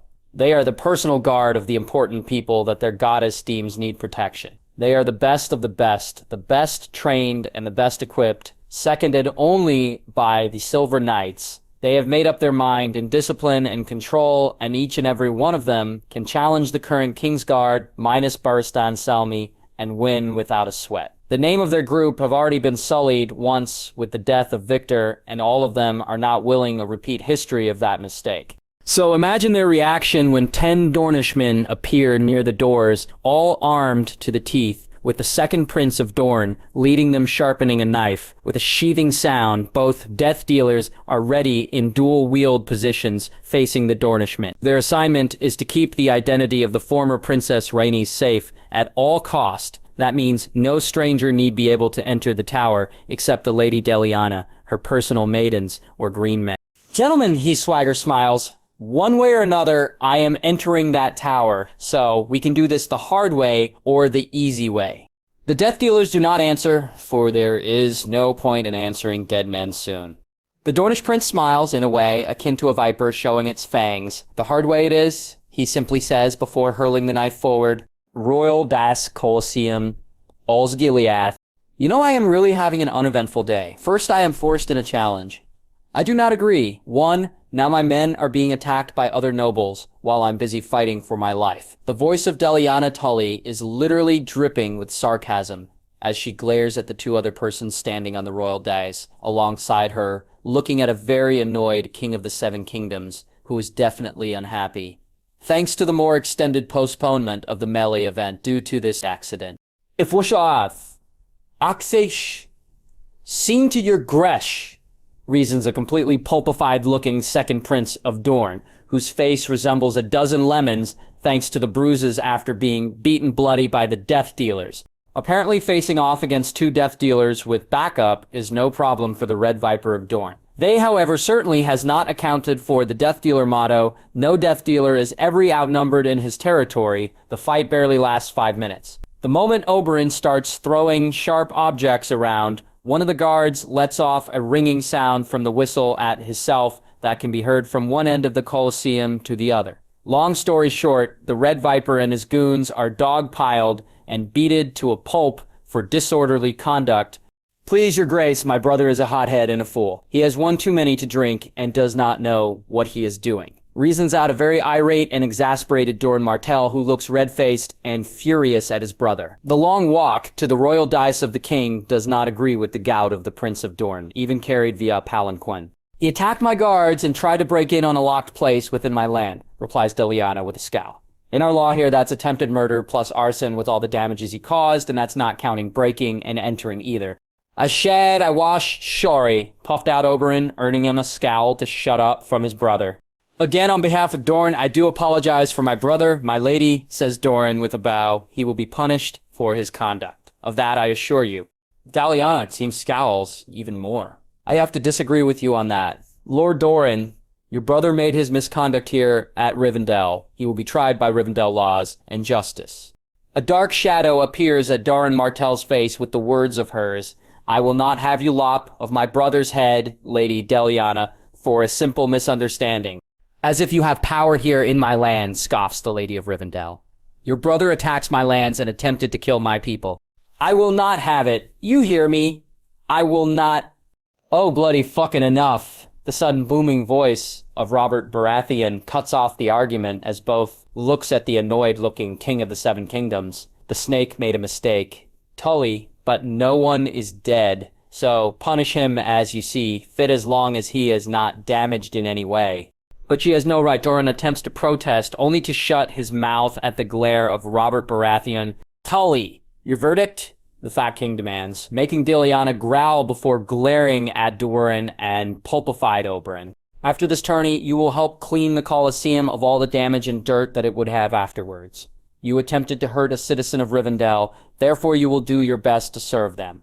For a second, Doran looks like he would protest about the fact that a noble would be doing something as menial that would usually be assigned to the small folk. He simply grimaces, however, before nodding silently in acquiescence, much to the pulpified protests of Oberin. "Then that settles it," growls Robert Baratheon. "Now both of you get out of my sight. I have a tourney to watch, and you two arguing and accusing one another is causing my mood to horribly deteriorate. Osgiliath stables." Dung stable duty is probably one of the most hated jobs that anyone is unlucky enough to be assigned to at the Seven Kingdoms. For Jon Snow, however, dung duty is only made worse due to the simple fact that his behind is throbbing like 1,000 cows danced on it, courtesy of the walloping at his behind by his father. Ice, the ancestral sword of House Stark, packs a punch even sheath. Suffice it to say that his father does not in any way appreciate their little jaunt in representing northern valor, even with the backing of the Greatchum that they are, certainly wolves of the north. Thus, they're walloped behind. He does not envy Robb and Theon right now, forced to sit with their damaged arses at the royal box with the Stark family and pretend like everything is fine. At least here at the stables, Jon can wince and jump around clumsily while holding his bruised ego and buttocks. Even if it's dung duty, at least no one can laugh at the bastard of House Stark in his most private pained moments. You know, it's not exactly healthy putting your bare buttocks on the horse's trough. You don't want undesirables climbing up your ass crack. The sudden comment makes Jon jump 10 feet in the air, as he is promptly disturbed from his attempt of alleviating the pain via buttocks on the cold water trough, where the horses are drinking. "My lady!" Jon exclaims in mortification and panic as he hurriedly tries to pull up his pants at the sight of a still armored Lady of Rivendell, looking at him with a raised eyebrow. "Of all the things that I expected when I come out here for some fresh air, is to see your pale buttocks in display." "Jon Snow," she idly comments, making Jon blush red. He can already feel the second round of walloping that his father would give him. Putting your privates in display is the highest of offenses after all, and he displayed it at the host of the land they are attending at.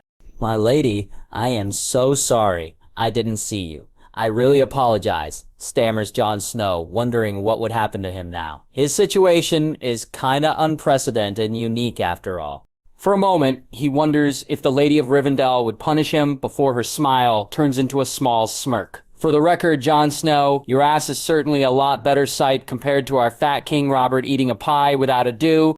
"My lady?"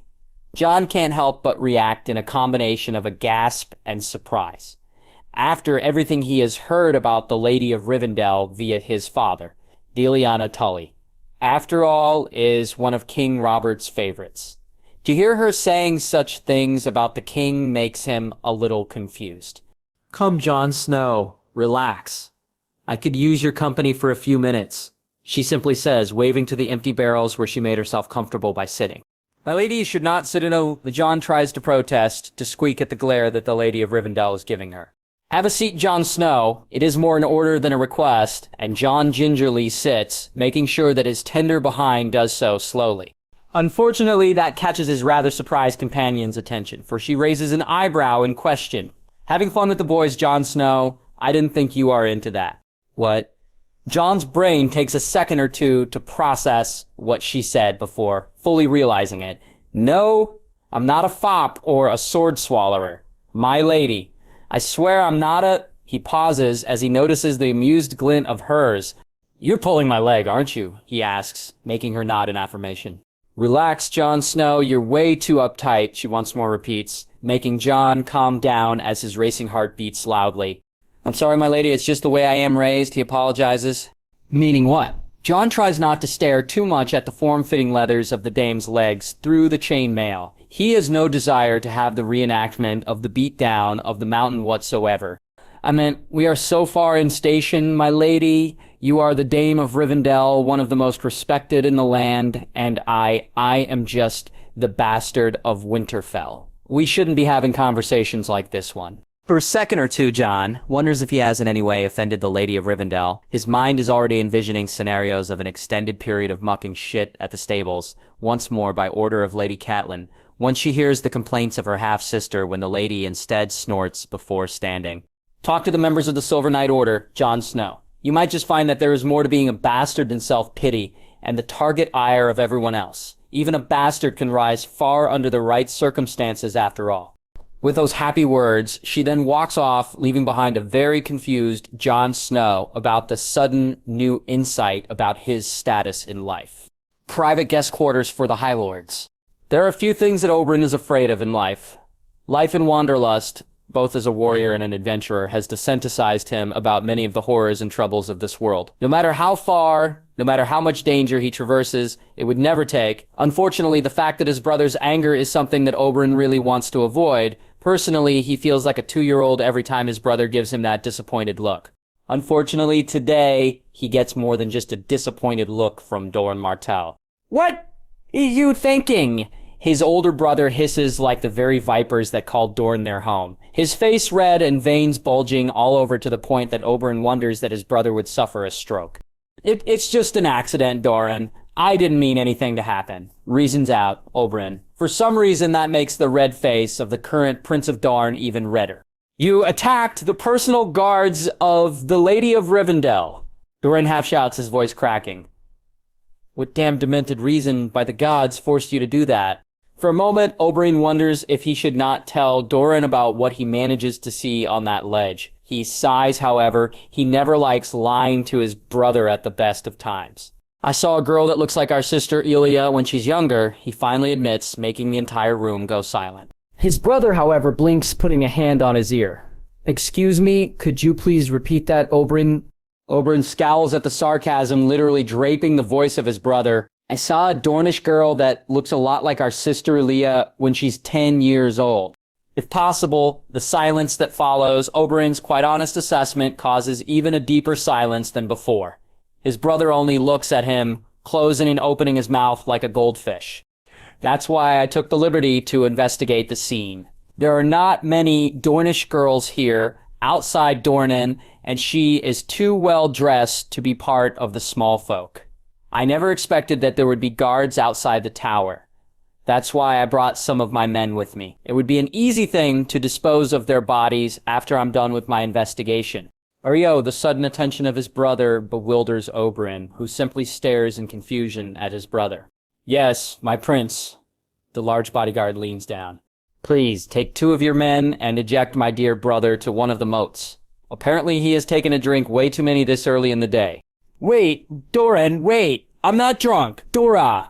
A couple of Bordage Gileath guards yawn on their posts, overlooking the area outside the Colosseum. They have been caught cheating at a side street chess game, and thus have to be volunteered to do guard duty while everyone else enjoyed. The Colosseum needs guards looking outside, after all, in the unlikely event of unaffiliated guests or rowdy knights and lords attempting to barge in without invitation. That's why they are totally confused when out of a room. A yellow blur comes out flying, screaming in a high-pitched voice, making a cartwheel once-twice in open air before bodily landing in a small splash on the dirty waters of the moats surrounding the Colosseum down below. Looking at one another, they simply shrug before continuing to man their posts. Guard duty is extremely mind-numbing boring, after all. Lannister private quarters. Father. Daughter. Cersei gulps at the tone of Tywin Lannister. Currently is using... Outside, she can still hear the cheers of the crowd as the melee commences, but the silence in the room is so palpitating through the sheer presence of her father that it might as well be as if everything outside is silent. You called for me, father. The messenger said you have something to discuss. She asks, sitting down on the stool beside the old lion whose eyes never give up anything. Once more, the feeling of being a little girl under the authority and the tutelage of her father rises up despite the fact that she is now a grown woman. "You've sent them out to kill the Lady of Rivendell, and in public no less," her father aptly states, making her almost squeak out. "Father, I have no idea what you are talking." "Stop lying to me." His voice is not a shout, but it has the effect of one as Cersei's mouth closes in an audible snap. She watches as her father pulls the curtains behind him aside, showing the bloody back of a groaning and almost unconscious Gregor Clegane, looking like he was whipped 100 times with 10 Lannister red cloaks holding him in chains with both wrists raised.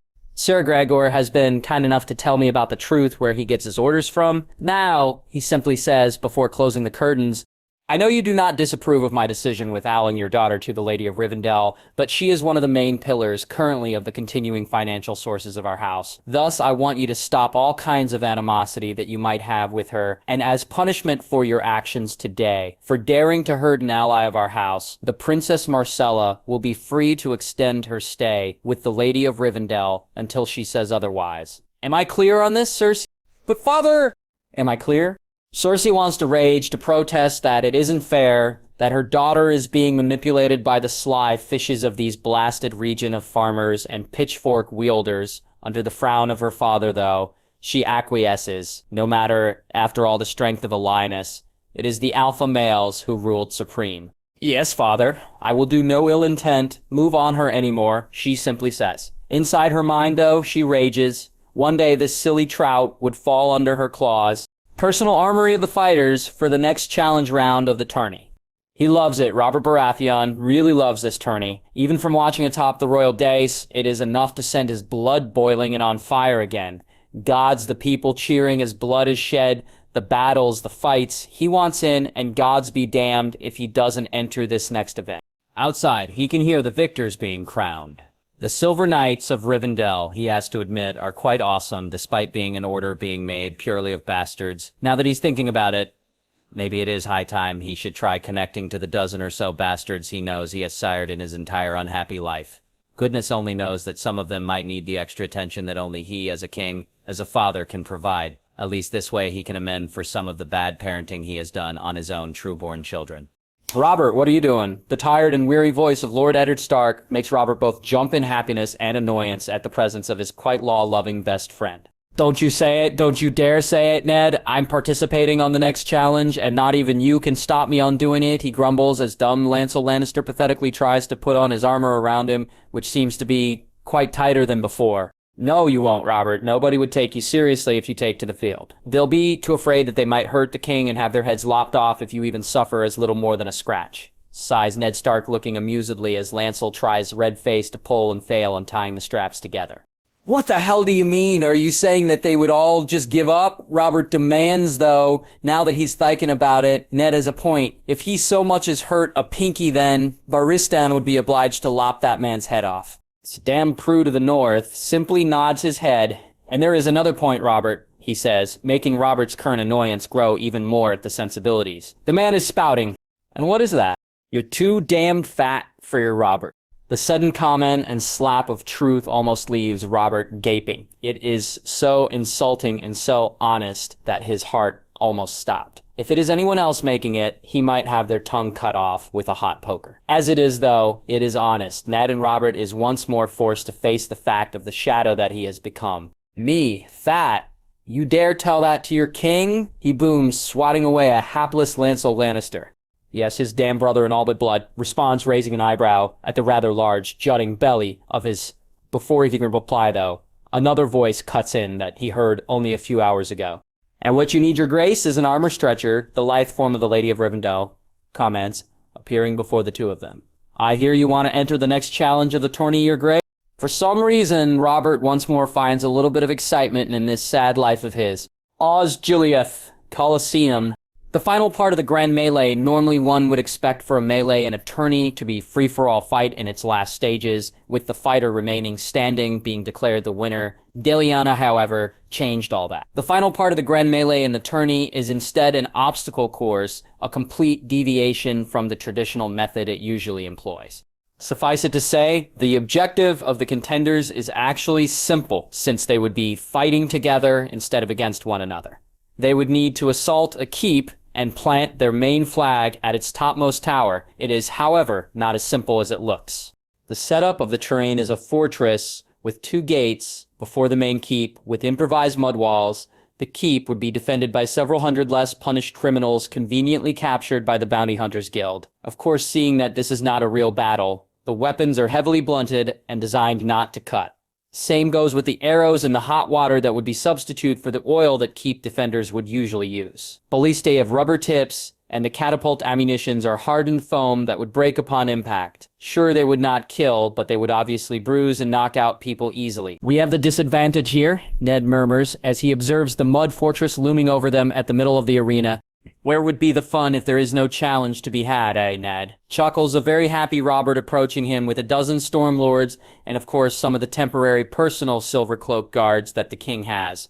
Personally handpicked by the Queen, since the King's Guard are being stretched thin currently. Robert is, of course, as Ned expects, in high spirits. Currently, after having his armor stretched double its size and width at that to fit him, the Fat King is ecstatic to enter a true battle instead of simply watching from afar. While he is unhappy at the non-lethal rule and given a less damaging warhammer which he aptly calls a pillow hammer, Robert is up and raring to go. Ned resists the urge to scowl at his best friend. With all the safety precautions to avoid unnecessary deaths, the disadvantage lies more on the attackers than the defenders. The criminals, after all, would be doing nothing more than pushing them down off the walls while they have to either knock them out or maim them without killing them. It is far easier to kill a person than to beat him senseless. Plus, the attackers have a time limit of 2 hours at most before the defenders are declared default in victory. Rechecking the straps of his bracers for the last time, Ned takes a look at his fellow allies. They are a ragtag bunch from different kingdoms and lands mingling in a symphony of colors. Some do stand out, however, like the Red Cloaks of Sir Kevin Lannister, the Knights of the Vale under Sir Royce, the Silver Knights under Sir Lamord of Rivendell, with their unique wings at the back, the Riverlanders under Edmure, the ever-preening, colorful Knights of the Reach under Loras Tyrell, the yellow light attires of the Dornish with their Prince Oberin Martell. For some reason, the prince smells really bad. The fur cloaks, of course, of his Northerners, and the rather shaggy outfits of the Stormlanders, despite their wide shields. Of course, not all of them are Westerosi. There are smaller and more diverse groups like the Royal Golden Guards of Yi Arashis from Nihonjat, representatives from Grogurio, and countless dozen others from Essos and Lance who wants a taste of the unique style of the final round of the Grand Melee. Now, my dear lords and ladies and the rest of you who are here, your wait is over. The booming voice of the herald is heard amid the roars and cheers of the crowds. The great melee will begin in 5. Ned pulls down the face shield of his helmet, blunt arrows or not. He would be stupid not to wear one, down as he crouches amid his 12 northern bodyguards on their cover of earth. 4. Oration! He promptly ignores the over-enthusiastic war cry of Robert, who are way too happy on being in a temporary battlefield again. 3. Hear me roar! 2. Loras, I love you, Uwe, a very drunk Ramley Baratheon shouts way too loud before the nearest guard could slap a hand on his mouth. 1. When all else fails, we prevail, the Blackguard participants under Draco roars out hoarsely. The blast of the trumpet, echoing, marks the start of the event, and everyone immediately breaks cover of the sand piles that they have been assigned to. Ned can see Leomord and the Silver Knights, alongside the Knights of the Vale, are a little bit slower due to their heavy armor compared to the excited ragtag groups, who reacts excitedly in a blind. It certainly proves to be a blessing in disguise. Arrows immediately meet the charge head-on, and the sounds of the cheering soldiers grind to a halt as everyone stops and jumps for cover, leaving the unfortunate few groaning on the ground, riddled with bruises. Of course, the arrows do not kill with their hardened rubber points, but they can cause one hell of a punch either way. The infamous Prince Ali of Abawa, who claims to be as strong as 10 men, despite looking like a damn twig, with his retinue get the worst of it as their desert robes do little to protect them from the barrage. Forward we move. Shields. Robert commands, making the Stormlanders and Crownlanders respond to his booming call by interlocking their shields as they broke cover, braving the archer fire as they advance.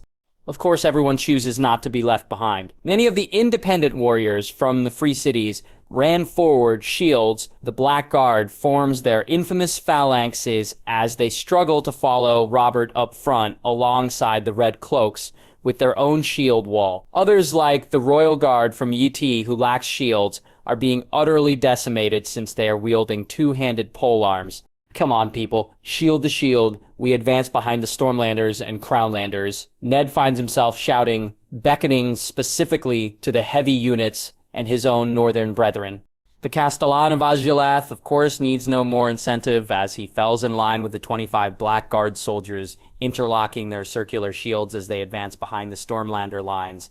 Already the attack is gaining ground, with the Stormlanders, Crownlanders, Black Guard, the Northmen, and Silver Knights, who knows a thing or two about siege battles, leading the way. Thanks to 21st century era education in their training about bringing down castles, the approach to the gate goes steady as the distance is closed. It is then that the catapults and the ballistae start firing massive balls of snow, ice, and meter-long shafts with rubber ends crash into the shield formations with gusto.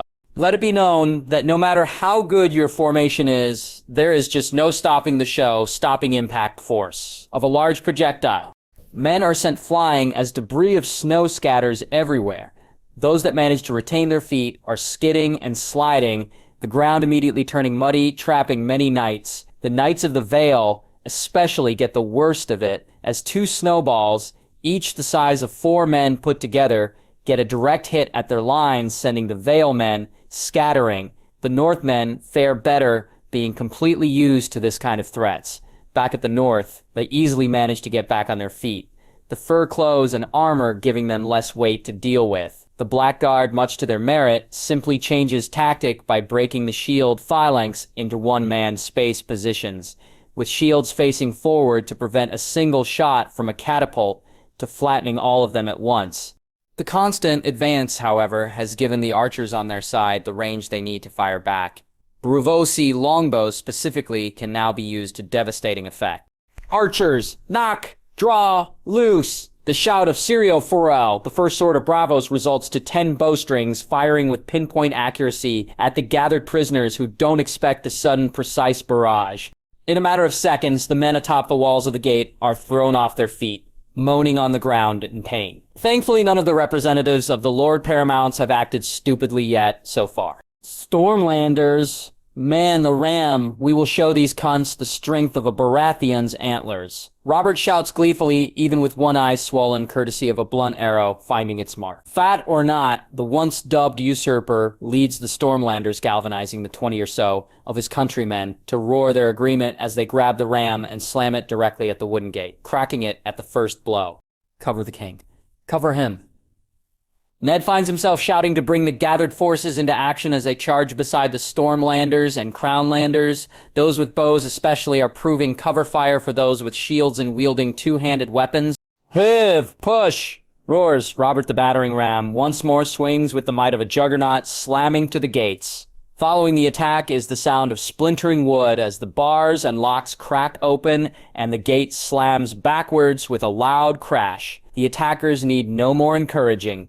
Raytheon, the enthusiastic Stormlanders with Robert, takes the front, charging forward like a bull crashing to the surprised defenders. The enthusiastic Stormlanders do what they do best, with Robert in the lead, hacking and smashing anyone too dumb that stands on their way. Behind them, the rest of the attacking force pour in.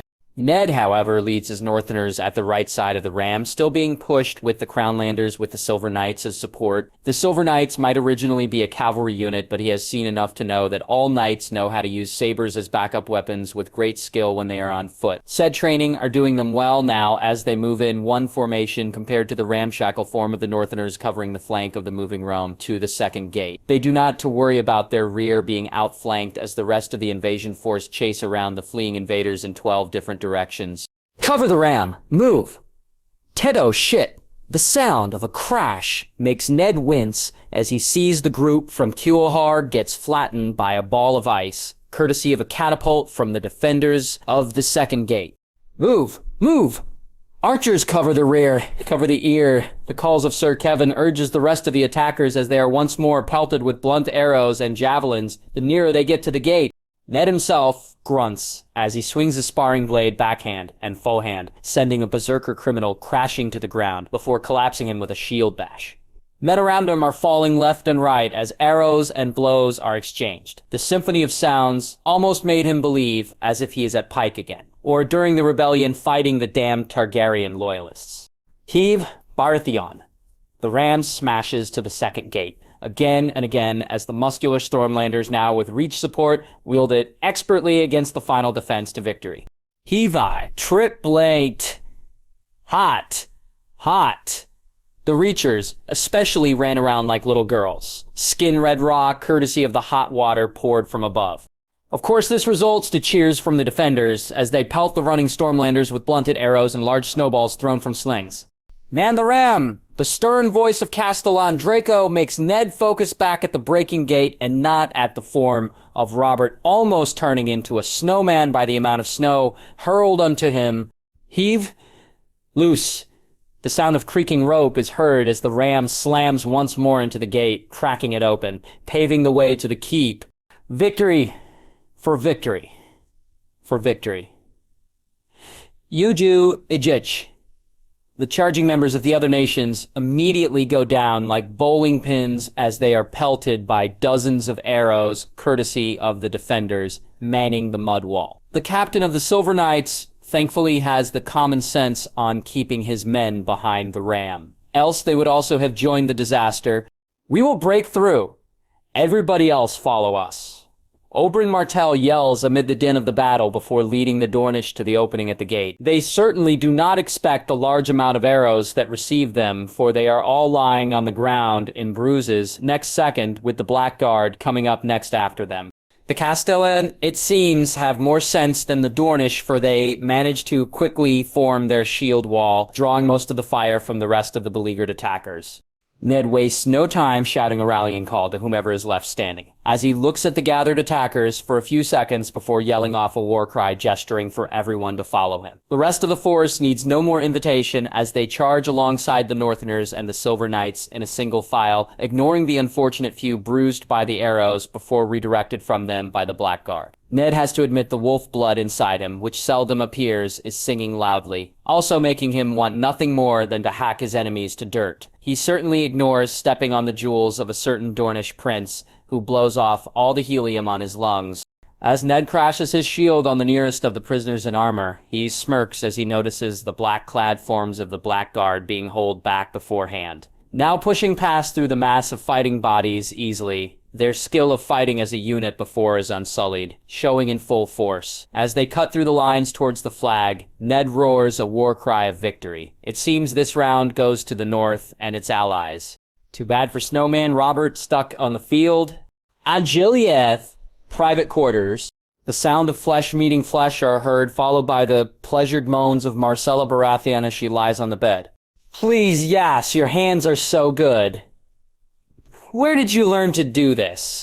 All concubines are taught how to pleasure the body in different forms, princess. I am glad, though, that you enjoy my ministrations. Oh yes, please, don't stop. Yasmina moans again, under the skillful hands of the concubine massaging her bare back. It took hours before she manages to pry herself off from the attention of the royal family, and go here, princess or not, that damn throne lacks cushions, no matter how goldy it looks. Myrcella rather prefers the soft couches at Rivendell compared to Osgiliath's thrones, any time of the day. The sound of the door opening makes the two turn towards the sight of Delana walking with a shaking Rhaenys in tow. Ray! Are you all right? Myrcella stands up, completely pushing away the hands of Yasmina massaging her back through the bare opening of her dress, as she rushes to Rhaenys, who is still shaking like a leaf, and her eyes seem to be looking at a distance and completely unfocused. Is she all right? Myrcella this time turns her attention at Delana, who grimly shakes her head. She has seen Gregor Clegane personally down at the Coliseum, fighting me, and Oberin Martell has tried breaching through her tower door. Upon seeing her, apparently he believes that she looks a lot like her mother. That's why he came to investigate. Seeing them all in one place is apparently a full reminder for Rhaenys here of her past near-death experience. Oh, then she can stay here at the private quarters. She was sequestered here without anyone knowing. I can stay with her if you like, Dilia, Myrcella offers. No, the Dame of Rivendell sighs, sitting on a couch, while Myrcella maneuvers Rhaenys to the sofa, which she immediately lies onto, her head at Myrcella's lap, still with that blank stare. You need to show up at the royal box, Cella. You know your responsibilities as the crown princess. You need to make a public showing that shows you your position as something you might respect. Myrcella resists the urge to scowl. Suffice it to say that she doesn't really enjoy the current family reunion she is having. While she is thankful that her father has allowed her to stay here and foster before, it seems that the rare fatherly love he has before has evaporated once again. Her mother attempted to murder the woman she admires, and her brother wants nothing more than to make a pincushion of her via crossbow. So yeah, she'll rather stay here and help Ray than listen to Joffrey's snide remarks about which part of her would be the best crossbow target. Unfortunately, she also knows that she would get Delana's disapproval. She knows more than anyone, after all, how important an image could be. She has seen how Delana weaves hers expertly, and everyone is praising her name. Even her enemies now speak her name in respect. Myrcella is a princess, and her very station gives her status and prestige that Delana could never have. Like everything, though, it is only maintained if she shows that she takes her responsibilities correctly. I'll be leaving her then at your care, Yasmina. She turns to Delana's concubine, who bows. Please don't hesitate to call me when you need me. Yes, my lady. Yasmina bows. Finished, Myrcella nods at Delana as the two of them wordlessly heads back outside to the stadium. Osgiliath Infirmary. The Houses of Healing, or the Infirmary of Osgiliath, is originally built to host at least 2,000 men. After all, despite Osgiliath being designated a city of luxury and events, it is at part a fortress city also, a defense of Rivendell against any invasion from its southern neighbors. It can easily raise a 5,000 host on its own, thus the need for a large infirmary with its own medical corps. Unlike, after all, the Westerosi set of mind thinking, Delana designed her troop designations 21st century style, with a functioning logistics supporting the different branches of her military arm. No squabbling lords for her army. No, sir. With it newly built, though, the infirmary has little to no visitors with the exception of the 10 or so residents suffering from common illnesses and work accidents. Currently, however, the infirmary is slightly fuller than usual, with almost 100 beds filled, courtesy of the Grand Melee Finals, while the Lords of Westeros sure do manage to secure a victory from the wannabe prisoners who are now being sent to the wall, with many a case of attacking a lord as reason. Nearly all of the participants of the Grand Melee have taken an injury or two. Of course, some are worse than others, from broken bones, internal trauma damage, wounds from accidents, and even one stab wound, courtesy of two rivaling houses sending their men discreetly to murder their opponents during the melee. Most, however, simply have gashes and surface wounds with more injured pride than anything else.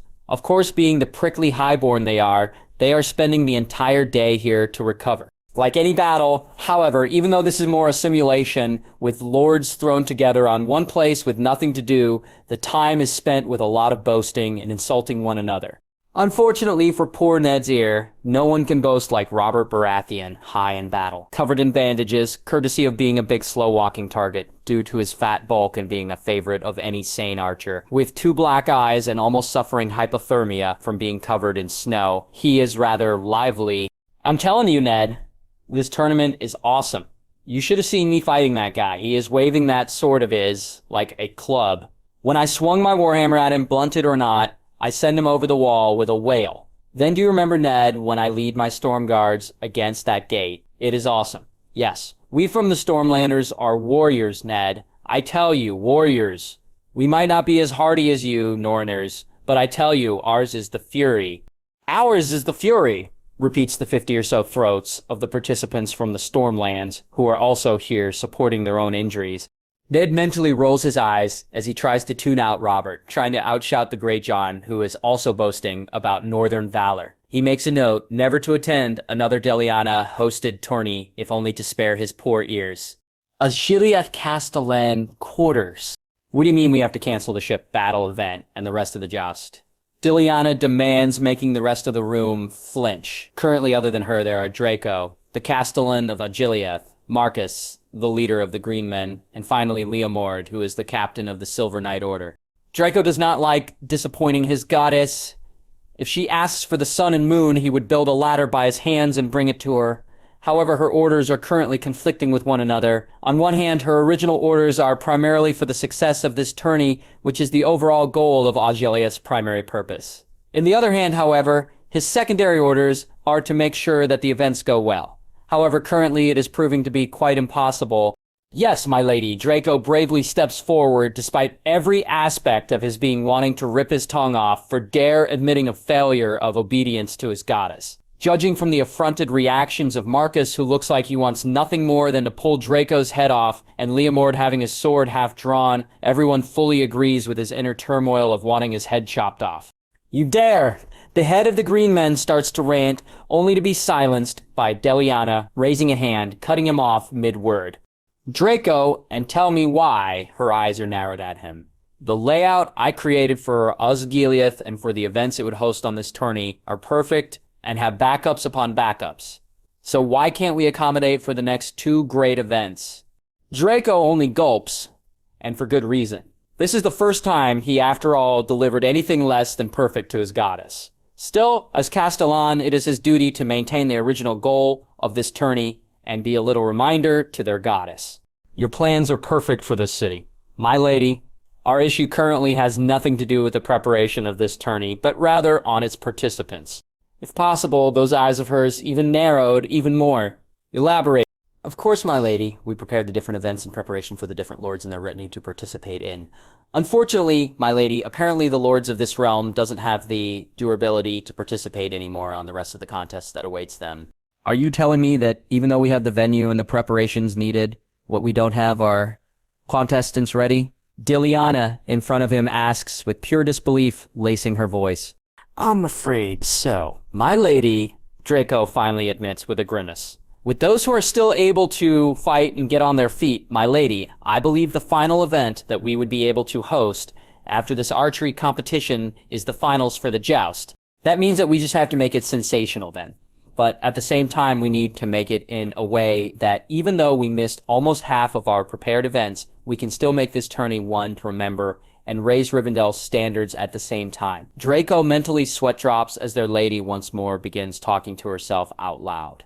He's been serving under her long enough to know that she would be doing something unexpected and mind-shattering again. The Colosseum grounds archery competition finals. Normally the archery contest of a joust is one that observers would be rooting for, with bets and enjoyment being thrown around in equal measure. However, thanks to the rather action-packed recent events with the jousts, the melees, and the personal battle of the Lady Delana, whatever excitement that can be derived from the archery competition is really minuscule, especially with the fact that the majority of the lords and their best warriors are rather absent courtesy of the mock siege, leaving the participants of the archery competition the dregs that remain of each kingdom. While irrelevant for everyone else, though, this archery competition becomes a source of fear for Myrcella. With her father stuck at the infirmary and her mother disappearing somewhere with her uncle Jaime for some reason, her brother apparently takes it into heart, his threat that he would use her as a target. Thus, the reason why she is here right now, walking at the middle of the Colosseum holding a wooden square block in her hands with a red circle painted down it. A prince apparently deserves a realistic version of the tourney for experience. It is apparently Joffrey's target, though Myrcella knows that she is also her other accidental mission. The event organizers, of course, which are citizens of Osgiliath, wants nothing more than to protest and for the prince to use the original moving targets via machinery instead of his own flesh and blood. Myrcella, of course, has to step in before they can protest even further and aggravate her brother, where the spoiled brat would then start demanding heads. Myrcella knows that Delana would not take the death of her citizens without reason, and would stand against the crown, something that she wants to really avoid. Thus her commands that they acquiesce to Joffrey, since her brother has superb archery skills. She's not dumb, of course. She knows that as she stands here today, waiting for Joffrey to shoot the 5 arrows from his crossbow, the event organizers must be running to where Delana is holding her meeting and updating her of what is going on. She just hopes that the one she admires does not arrive before Joffrey finishes, else the crown prince would be a head shorter. Ready, sister? Joffrey asks out loud from afar, way too gleefully, the little shit. Myrcella just grits her teeth before holding the square target directly in her chest. Around the Colosseum, there is no cheers, no whoops of excitement, as everyone is slowly starting to understand what the hell is going on down at the range. As for Myrcella, she does her best to stay still. Despite the monster that he is, she has to admit that her brother is not bad when it comes to using the crossbow. He actually has a bit of talent on it. Apparently shooting dogs, cats, and mice at the Red Keep managed to improve his skills quite efficiently. Who knew? So unless he purposefully misfires, he will hit the target quite well for... The sudden blazing agony on her outer right thigh makes Myrcella yell out in pain as she falls on her side, screaming. Her entire right leg is numb, and her eyes widen as she looks down and see a quarrel bolt nearly embedded in full inside the flesh of her leg. Blood is pooling over her yellow sundress, and her breaths come in pants as her body slowly succumbs to the realization that she has been shot. Give me space! Give me space! Before Myrcella knows what's going on, the familiar scent of ripe apples engulf her senses as a pair of gentle hands pull her head to a soft lap. You're gonna be okay, princess. It's non-lethal, though. I know it's painful. The healers are gonna be here any minute. Ray. Myrcella breathes out through her pants as beads of sweat falls down from her face. The one and only. The nervous reply of her friend responds, patting her golden hair. You got shot. I got shot. I'm so stupid, replies Myrcella with her own nervous chuckle. It hurts. It should. You got a crossbow bolt on your thigh. Did you expect anything else? Is the rather sarcastic reply, making Myrcella chuckle on her own before a familiar sarcastic voice enters her line of hearing. Sorry about that, sister. I guess my hands slipped. In a daze of pain or not, Myrcella has to grab the wrist of Rhaenys in order to stop the younger girl from ripping her brother's face off. Right now, none of the Dornish beauty remains on Rhaenys' face, but rather her fangs are bared like the snakes of the desert. Her people call home. Don't, she hisses at her friend. He wants you to attack him. Don't give him a reason to. For a second, it seems that Rhaenys would disobey her and would rather claw her brother's face off. She grits her teeth, though, before bowing at the approaching bastard. A fine shot, your grace. Unfortunately, I have to take the Princess Myrcella to be treated, of course, servant girl. Do tend to my sister well. Despite her slowly nearing loss of consciousness, Myrcella can see her brother smirking down at her. Till the next tourney, sister. Ajglaeth, Amory. Thank you. Make sure she gets the treatment she deserves, and strap her there on the bed. I've got a feeling she will make a run for it to watch once she hears about me competing. Orders Delana to one of the death dealers, who bows with a small my lady before rushing off.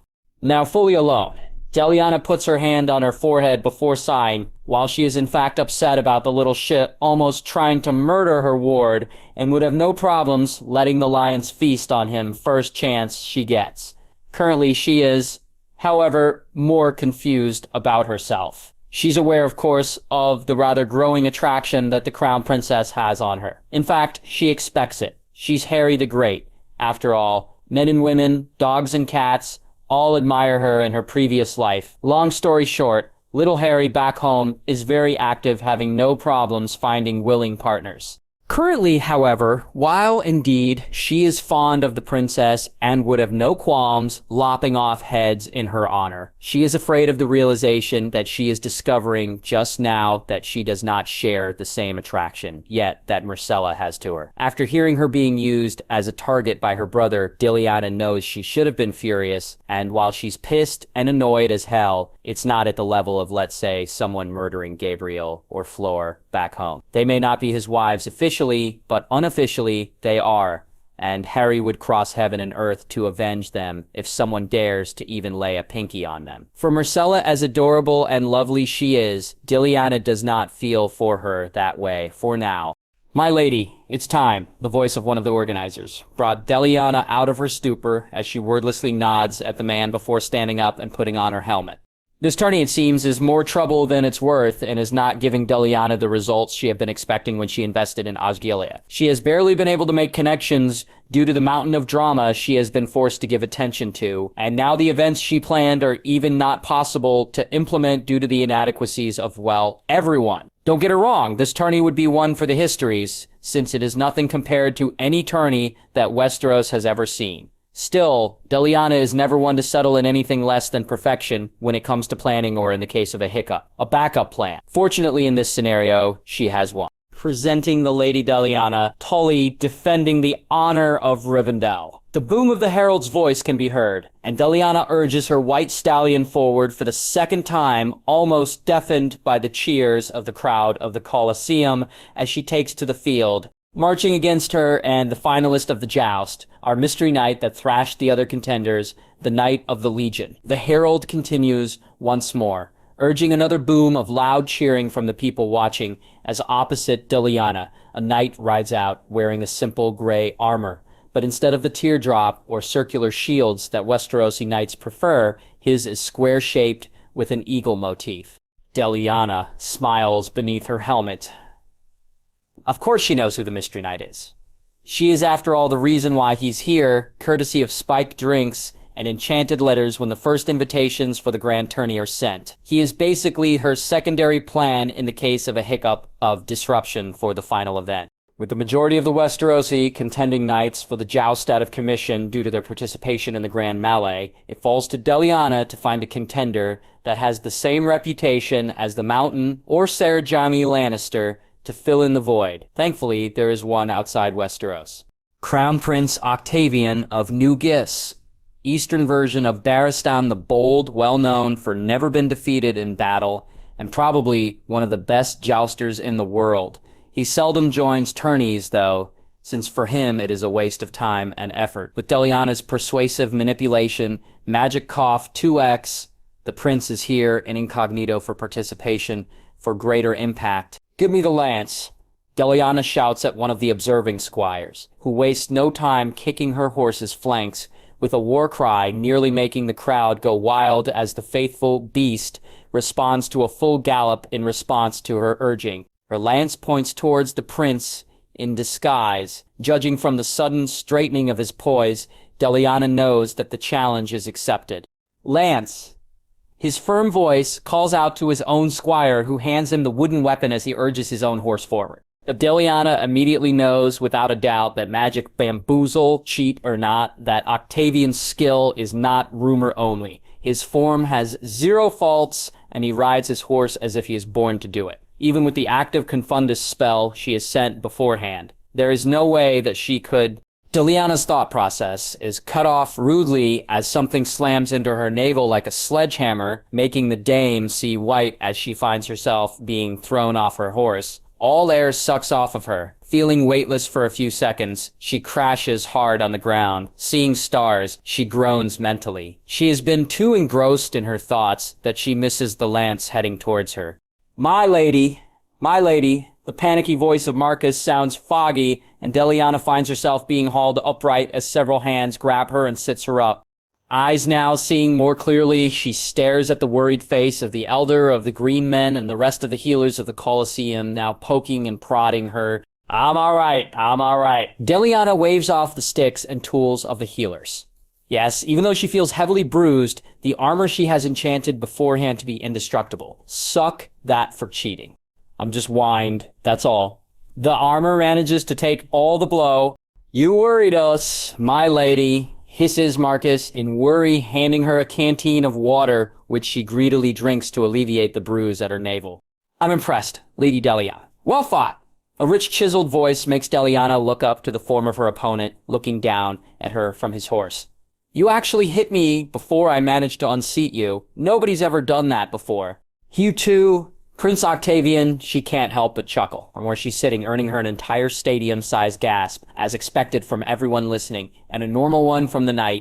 With deft hands, he then removes his helmet, showing a scarred but young face with a hint of a dimple. He has a rough handsomeness to him, with curly brown hair and a soft, stern smile. She can hear gasps of exclamations from the rest of the audience, too slow to react with an even angry demand from the Giscari delegation. How in the world do they not know that their prince is here? You knew me? He asks, impressed. Yeah, she nods in response. And still you rode. Delana only smirks at him as she steadily stands on her feet, dusting off the dirt that sticks to her armor. It's not in me to withdraw. Nor I, he chuckles. Well, it happens. Yeah, He smiles once more at her, his head bowing in respect before taking a white handkerchief from his breastplate and handing it to the herald, who gasps at the sudden declaration of surrender and forfeit. "Enjoy the tourney, my lady." "You too, Prince Octavian," she simply responds before raising her broken lance to the sky. A second, 2 seconds, 3 seconds before the entirety of the stadium erupts in applause at the victory of the dame for the joust. Royal days, platform ad Gileath. I almost wish this tourney doesn't end, Ned.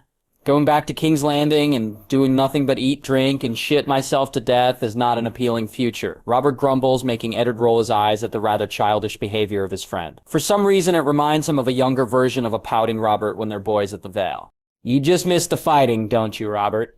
Ned queries, earning him a bright smile from the fat king. "Course I missed the fighting. Don't you, Ned? There's nothing exhilarating like the feel of battle. The blood coursing through your veins, the thrill of wondering whether the next second would be your last, the ever-present danger to your life. It makes a man feel alive. This grand melee almost reminds me of it." Ned resists the urge to roll his eyes. He spares telling Robert the fact that if the grand melee is a battlefield, his large arse might have been killed a dozen times over, as he is right now. It never fails to make Ned wonder how the large giant of a man that is Robert that he knows before becomes this replica of a giant boar. Presenting the Lady Delana Tully, Dame of Rivendell, and all its territories. Booms the herald, making both Ned and Robert alongside him to stand up. With the end of the tourney, it falls to Robert as king to give the cup of ending to the host in honor of her efforts on making the tourney possible. Normally, it is only the royal family who would be the attending with the king. However, since Robert personally wants him near, he is here with his family. The only one absent is the Princess Myrcella, since her brother accidentally shot her during the archery competition. At least that's how the rumors in the healing halls say. No one else in the royal dais are present, other than 3 substitute guards for Robert. Since Sir Barstan is still recovering, Sir Ace is with Myrcella, and Sir Jaime is still at the houses of healing, having his right arm bandaged after he manages to get a ballista bolt in his shield head on during the grand melee. Now Ned watches as Delana approaches them, still wearing that rather extremely ornate but rather risque outfit that the Emperor of Yi has given her. With nary a word, she falls to a knee in front of Robert. "As King of Westeros, I drink this cup of ending for this grand tourney and commend you, Delana Tully, for its management of it," Robert declares loudly in front of everyone before raising the cup to his lips and drinking the spiced cider with one gulp. "May the gods old and new make you prosper even more to make tourneys like this possible." "Thank you, my king." Ned watches as she stands up with a smirk at the King of Westeros. "I am glad that you enjoyed the..." Her voice is suddenly cut off, and for good reason. Even Ned is caught off guard alongside Robert as, without warning, one of the bodyguards of the king moved without warning and has jammed a dirk to the hilt at the left side hip of the dame, drawing blood. For the faith, he hears the unknown man whisper. Before Ned could act, though, Delana, in a fit of anger, despite the pain in her face, pushes him away with one arm. For the faith, and before anyone can move again, still in shock, the second guard, Robert, rushes forward and punches the dame with a shattering crack at the stomach, making Ned know that at least one rib has been damaged, thanks to him still wearing his metal greaves.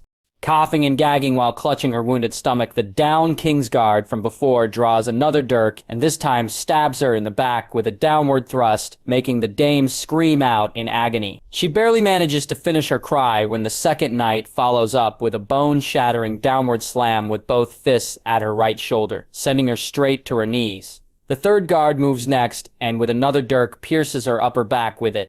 The entire attack is no more than a few seconds. It is, however, enough to put down the dame. Ned rushes to the bloody form of the Lady of Rivendell, even as Baratheon, Lannister, and Stark guards rush the dais and dogpiles the assassins. He winces, though, at the unmoving body of the young woman. Gods, he doesn't want to admit it, but she looks like she's dead. 4 months since the failed assassination of Delana Tully. Somewhere on the Stormlands, Sir Patrice Haas grips his sword nervously as the booming sound once more makes the very circles of his holdfast gate rattle once more.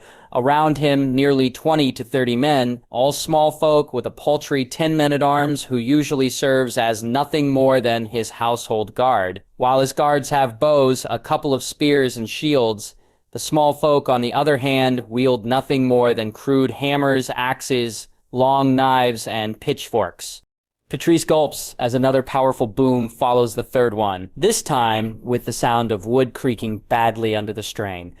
He gulps. He has been a knight long enough to know that the wooden gate won't hold, not against the force that they are against outside. He also got a feeling that he and his entire family would die today. He is not backing down, however. Men worshipping deviltries are knocking at his door outside, and 7 damn his soul if he doesn't hold his ground against the heathens.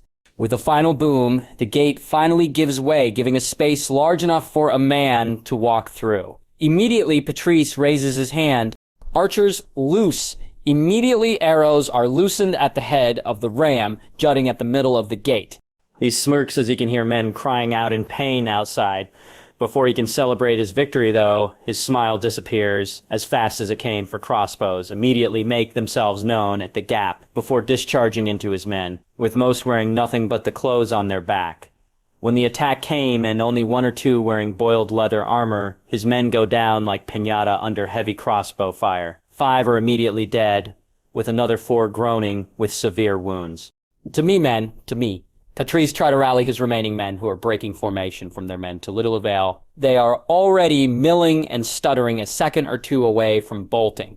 Before he can call out another rally, the gate's broken open wide as the ram slams one final time. 2 of his household guard, brave men, try to charge, only to be speared by javelins flying on the air. From outside comes the sound of charging cavalry, and Patrice can feel his heart dying inside as the infamous winged helms and back wings come into view of Rivendell's Silver Order in a full tilt to his yard. Die, bastards! Patrice has no idea who he is, shouting to since they are all bastards as he wheels his horse to face at least 5 riders with lances. And he manages to parry 1 lance with his sword, but the follow-up of the next rider pierces Patrice, sending him flying off his horse and slamming to the ground. As he lies there, he can hear his men screaming and dying for only a few seconds before silence, as the only sound he can hear are men dismounting. Find me any evidence of support that this holdfast might have for the Faith's Inquisition. Leave no box unturned. By the king's decree, and just like that, Patrice hears no more. He just prays that to the 7 that his wife and child might no be slaughtered by the heathens once they find his letters from the Faith's Inquisition. Red Keep Dungeons. No! No, please, no! The sound of knife cutting through flesh is heard, followed by an agonized scream for a few seconds that is soon replaced by sobbing. Tell me, High Septon, what is the Faith's Inquisition doing, sending its agents to murder a lady of the realm, and framing the king at the same time? I don't know. Please. I don't know. The Faith's Inquisition has been disbanded after the war. I had no idea what to please. Please. Don't. The sound of knife cutting again is gainsaid by the ear-splitting scream of the man as more of the skin off his fingers are peeled. Tell me, High Septon, what is the Faith doing? And the questioning goes on inside the dungeons. Meanwhile, at the small council, King Robert, first of his name, and all that is present in one of the rare moments of attending his small council, it is also for the first time, it seems, minus his first few days as king, that he is sober, and for within good reason. Robert has always known deep down that he is a bad king, and the crown suits him ill. That is maybe one of the reasons why he indulged himself in his vices. Let Jon do the ruling while he gets out of the way. Robert, after all, never wanted a peaceful, united realm. That is Jon's dream. All Robert wants is his Lyanna, and he lost her. Now he is stuck with a harpy for a wife and a son. He can't even properly discipline, thanks to the mother henning of Cersei and his own rather lack of commitment as a father and as a man. Bad king or not, however, even Robert has managed to pull himself together to attend the small council, and within good reason. Even Tywin Lannister has invited himself to be here at King's Landing to personally make sure that the Seven Kingdoms does not implode on itself. As Robert stares at his hand beside his chair, he almost pities Jon as the old man looks like he has aged 10 years, even more since the last few days. Anything from the High Septon? Jon asks as Stannis emerges from the door, cleaning his bloody hand with a rag. Same confession, that he did not do it, and he has nothing to do with the attempted assassination of the Lady of Rivendell. Sighs Stannis as he rests his arse on his seat. Bloody bollocks. The man is lying. You've all seen him preaching against the heathens ever since the War of the Faith ended, about how the gods are supposed to be preparing for the next course of action that would not damage the peace, hisses Robert at his brother.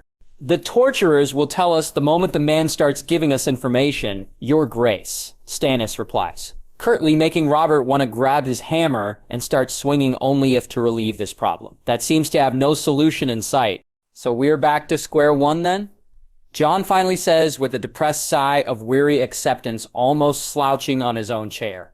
Robert refuses to even growl at that. The realm, ever since the failed assassination of Delana Tully, is ready to implode on itself and starting its second version of the War of Faith 2.0. Suffice it to say, at least back during the first War of Faith, everyone has a target to aim itself at. Now, ever since the Faith assassins almost murdered the Lady of Rivendell, nearly every lord is incensed. It does not bode well for anyone, after all, to know that the Faith would have no qualms breaking the sacred guest rights and murder you inside your own territory with no hesitation. It does not help that apparently their convincing act as posing for replacement of the Kingsguard gained them no friends. After all, with the Kingsguard killing a lady in her own territory, that just shows that they are not even caring about the fact that they would be implicating the king on their attempted murder.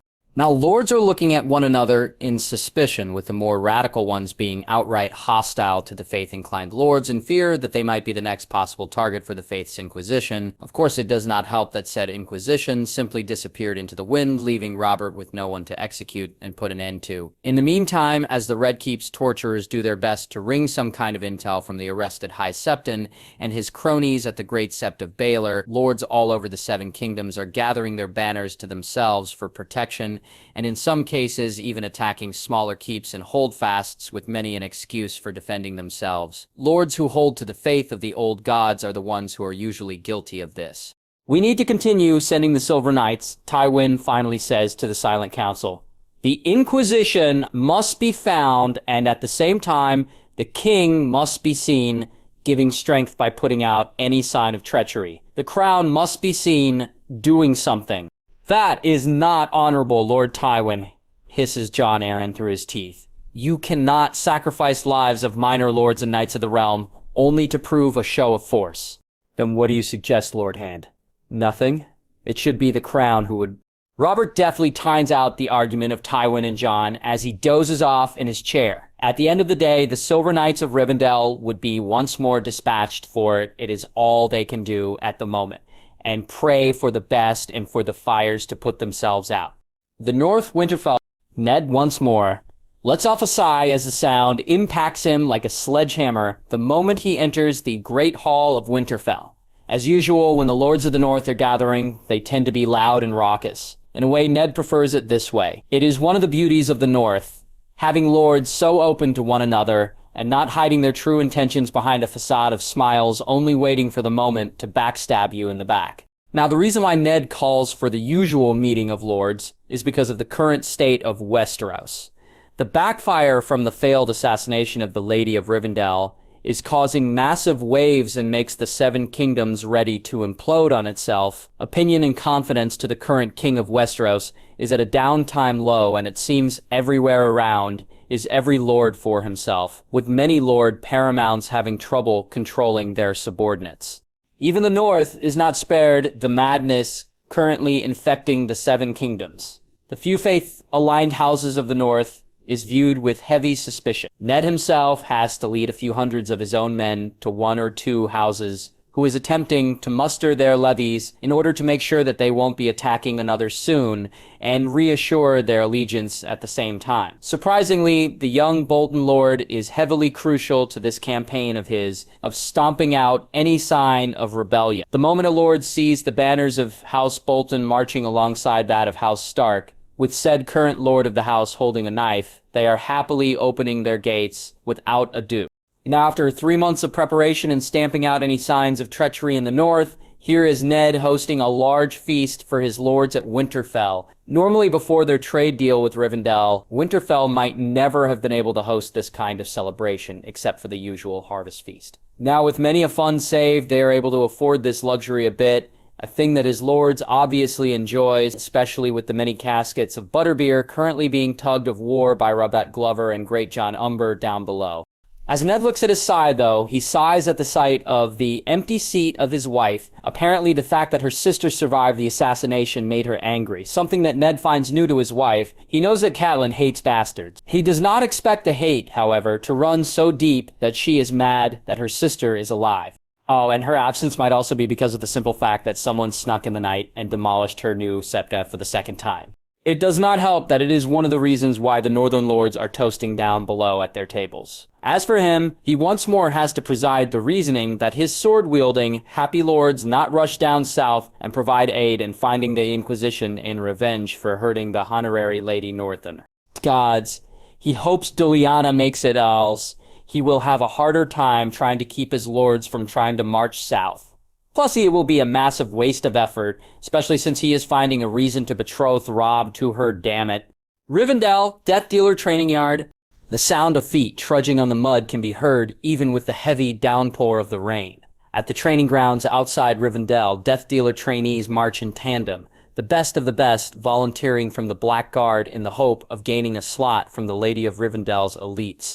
From the 20 or so trainees, however, runs one different from the rest. Sure, she dresses the same as the rest of the trainees, but her faltering gait and her more tired persona clearly shows her difference from the rest of the Blackguard candidates. Golden hair in a bun, Myrcella Baratheon runs together with the rest of the recruits. Heart thumping inside her chest, she presses on despite the burning pain of her muscles. She has always been too weak, too slow, too useless. The Golden Princess, the golden doll who can do nothing as the people she cares about is taken away. She can't even defend herself against her own brother. Now the lady she cares about lay dying, hidden far from the rest of the world where even she is not given access. Myrcella resolves to herself to be better. Once Delana wakes up from her slumber. Personal villa of House Lannister. Tywin sighs tiredly as he reclines on his comforting chair, massaging his scalp as he leans far from his desk, which is currently organized despite the large amount of letters and reports on it. Everything is going wrong as far as he can see. Tywin might be ruthless, but even he knows that too much terror can be a double-edged sword. He has seen it personally with the Mad King burning people alive. Personally, Tywin would rather see a prosperous and stable realm, rather one that tethers on the precipice of destruction. His grandson, after all, would be ruling said realm.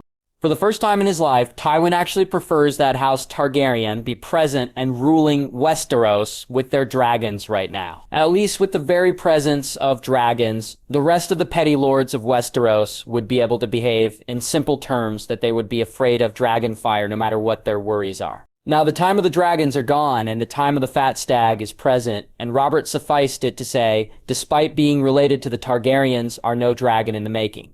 Thinking about Robert makes Tywin want to groan. He has increased Lannister influence in the capital so much during the last few years in an effort to pull support for his grandson once he is coronated. Joffrey, after all, would need all the support he could get once Robert hits the bucket due to overdrinking. It is also a safeguard for Tywin in the event that said grandson finally steps over the line and becomes the next Mad King. Contrary to popular belief, Tywin does know how his grandson is. That is maybe one of the reasons why he does not fully trust Cersei and why he is so disappointed with her. He has been hearing nothing but disturbing rumors about the Crown Prince, especially his actions and mental state. It does not help that he even displayed it in public during the Grand Tourney by shooting his own sister. If Joffrey does indeed becomes the Mad King's second reincarnation, Tywin needs his men to be in a strong position to forcefully remove him from power before he rips to pieces the Lannister legacy. Tommen is young but gentle, and Tywin can work with that.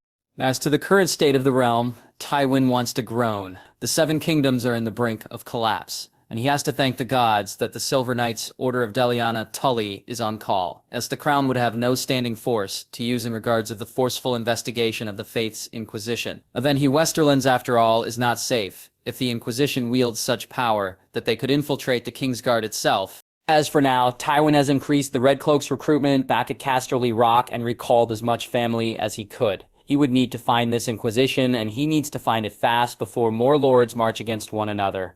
The North Bay of Ice near Eastwatch by the sea. The screams of gulls can be heard throughout the shoreline. At the side of the massive longboat leading almost 100 regular-sized ones sailing through the turbulent waters of the icy shore like swans over water. One can see the massive wall, a true wonder of the north, a place built in a combination of magic and human ingenuity. At the prow of the first longboat, decked in white furs with a Valyrian spear strapped at her back, her black hair with red highlights flying free on the open wind, is no one else but Delana Tully, staring in no small amount of wonder at the wall. While being horribly vain, after all, she is never one to let pass the opportunity to see wonders of magic. They are rare as it is, even back at her old world. Now here she is, seeing for the first time the massive wonder of this world. Even from the distance, she can feel the magic literally pulsing through the wall. Protective enchantments she can feel. Part of Delana wants nothing more than to duck and poke the wall till she understands how such magic works. But alas, it must wait, for she has another purpose here, other than sightseeing. She smirks, though, as she once more looks back south where the Seven Kingdoms lay. It is amazing how so much chaos and disaster can the will of a single person change the threads of life. I mean, seriously, do they really think that those assassins managed to get the drop on her during the attempted assassination? She's Delana fucking Tully. She would be ashamed to all wizards and witches in her old world if she allowed some magicless muggles wielding archaic weapons to get the drop on her. If modern-era muggles, with all their technology and advancement, can barely outsmart wizards and witches back in our old world, what are the chances of muggles here? Of course, her supposed assassination is orchestrated by herself, a couple of confundus here and there to the unwitting replacement of Kingsguard, thanks to Barristan and Cersei being out of commission due to their participation in the melee tourney. And bam, 3 assassins are gunning for her assassination with no one the wiser. Now, many might ask her why in the world does she try to orchestrate her own assassination? Simple. It has come to Delana's realization ever since Joffrey tried turning Myrcella into a pincushion that the world's focus is on Rivendell and Rivendell alone. With the false winter over, of course, intrigue and hype all over the kingdom is at an all-time low. With her sudden separation from the continent's primary religion and the War of the Faith, every single eye has been on her and what she is building. Delana might admit to herself that she herself has completely forgotten about her original goals ever since the debacle against the Faith. She has been so engrossed in the victory and making sure that the prestige of such be achieved and continuing, plus the direct order of the king about the grand tourney, that she lost sight of her original goal of making Rivendell strong, and her name reaching as the Great from one end of the sea to another. Now, thanks to her rather fabulous orchestration, she has now the perfect excuse to be out of everyone's sight due to the main rumor mill spreading the news far and wide that she is currently recovering at Rivendell, tucked and safe, while being zealously guarded by the Death Dealers. This gives her time and freedom from both responsibilities and watching eyes. Not as if anyone would be bothered about her presence anyway. Long story short, the attempted assassination of the king's royal bodyguards to a trusted lady of the realm in her own home after bread and salt is given is simply an extremely bad dream come true for the crown. It also sets suspicion heavily on the Faith, with the Hidden Ones spreading rumors far and wide about the Faith's Inquisition being active once more, but this time in the dark and not in the open. All of it shows incompetence at the current king and undermines the authority of Robert Baratheon to the extreme, who can, after all, trust the king after he fails to identify would-be assassins disguised as his personal protectors. Now, as every self-serving lord on this realm is scrambling to pull together their levies to themselves and are looking at one another with distrust, never has this provided an opportunity for Delana to put her own paws on the chaos. While Lord Paramounts are trying their damnedest to make some semblance of control, with no standing army, the crown has no choice but to turn to the only thing it can find at the moment, short of calling its banners the Silver Knights Order of Rivendell.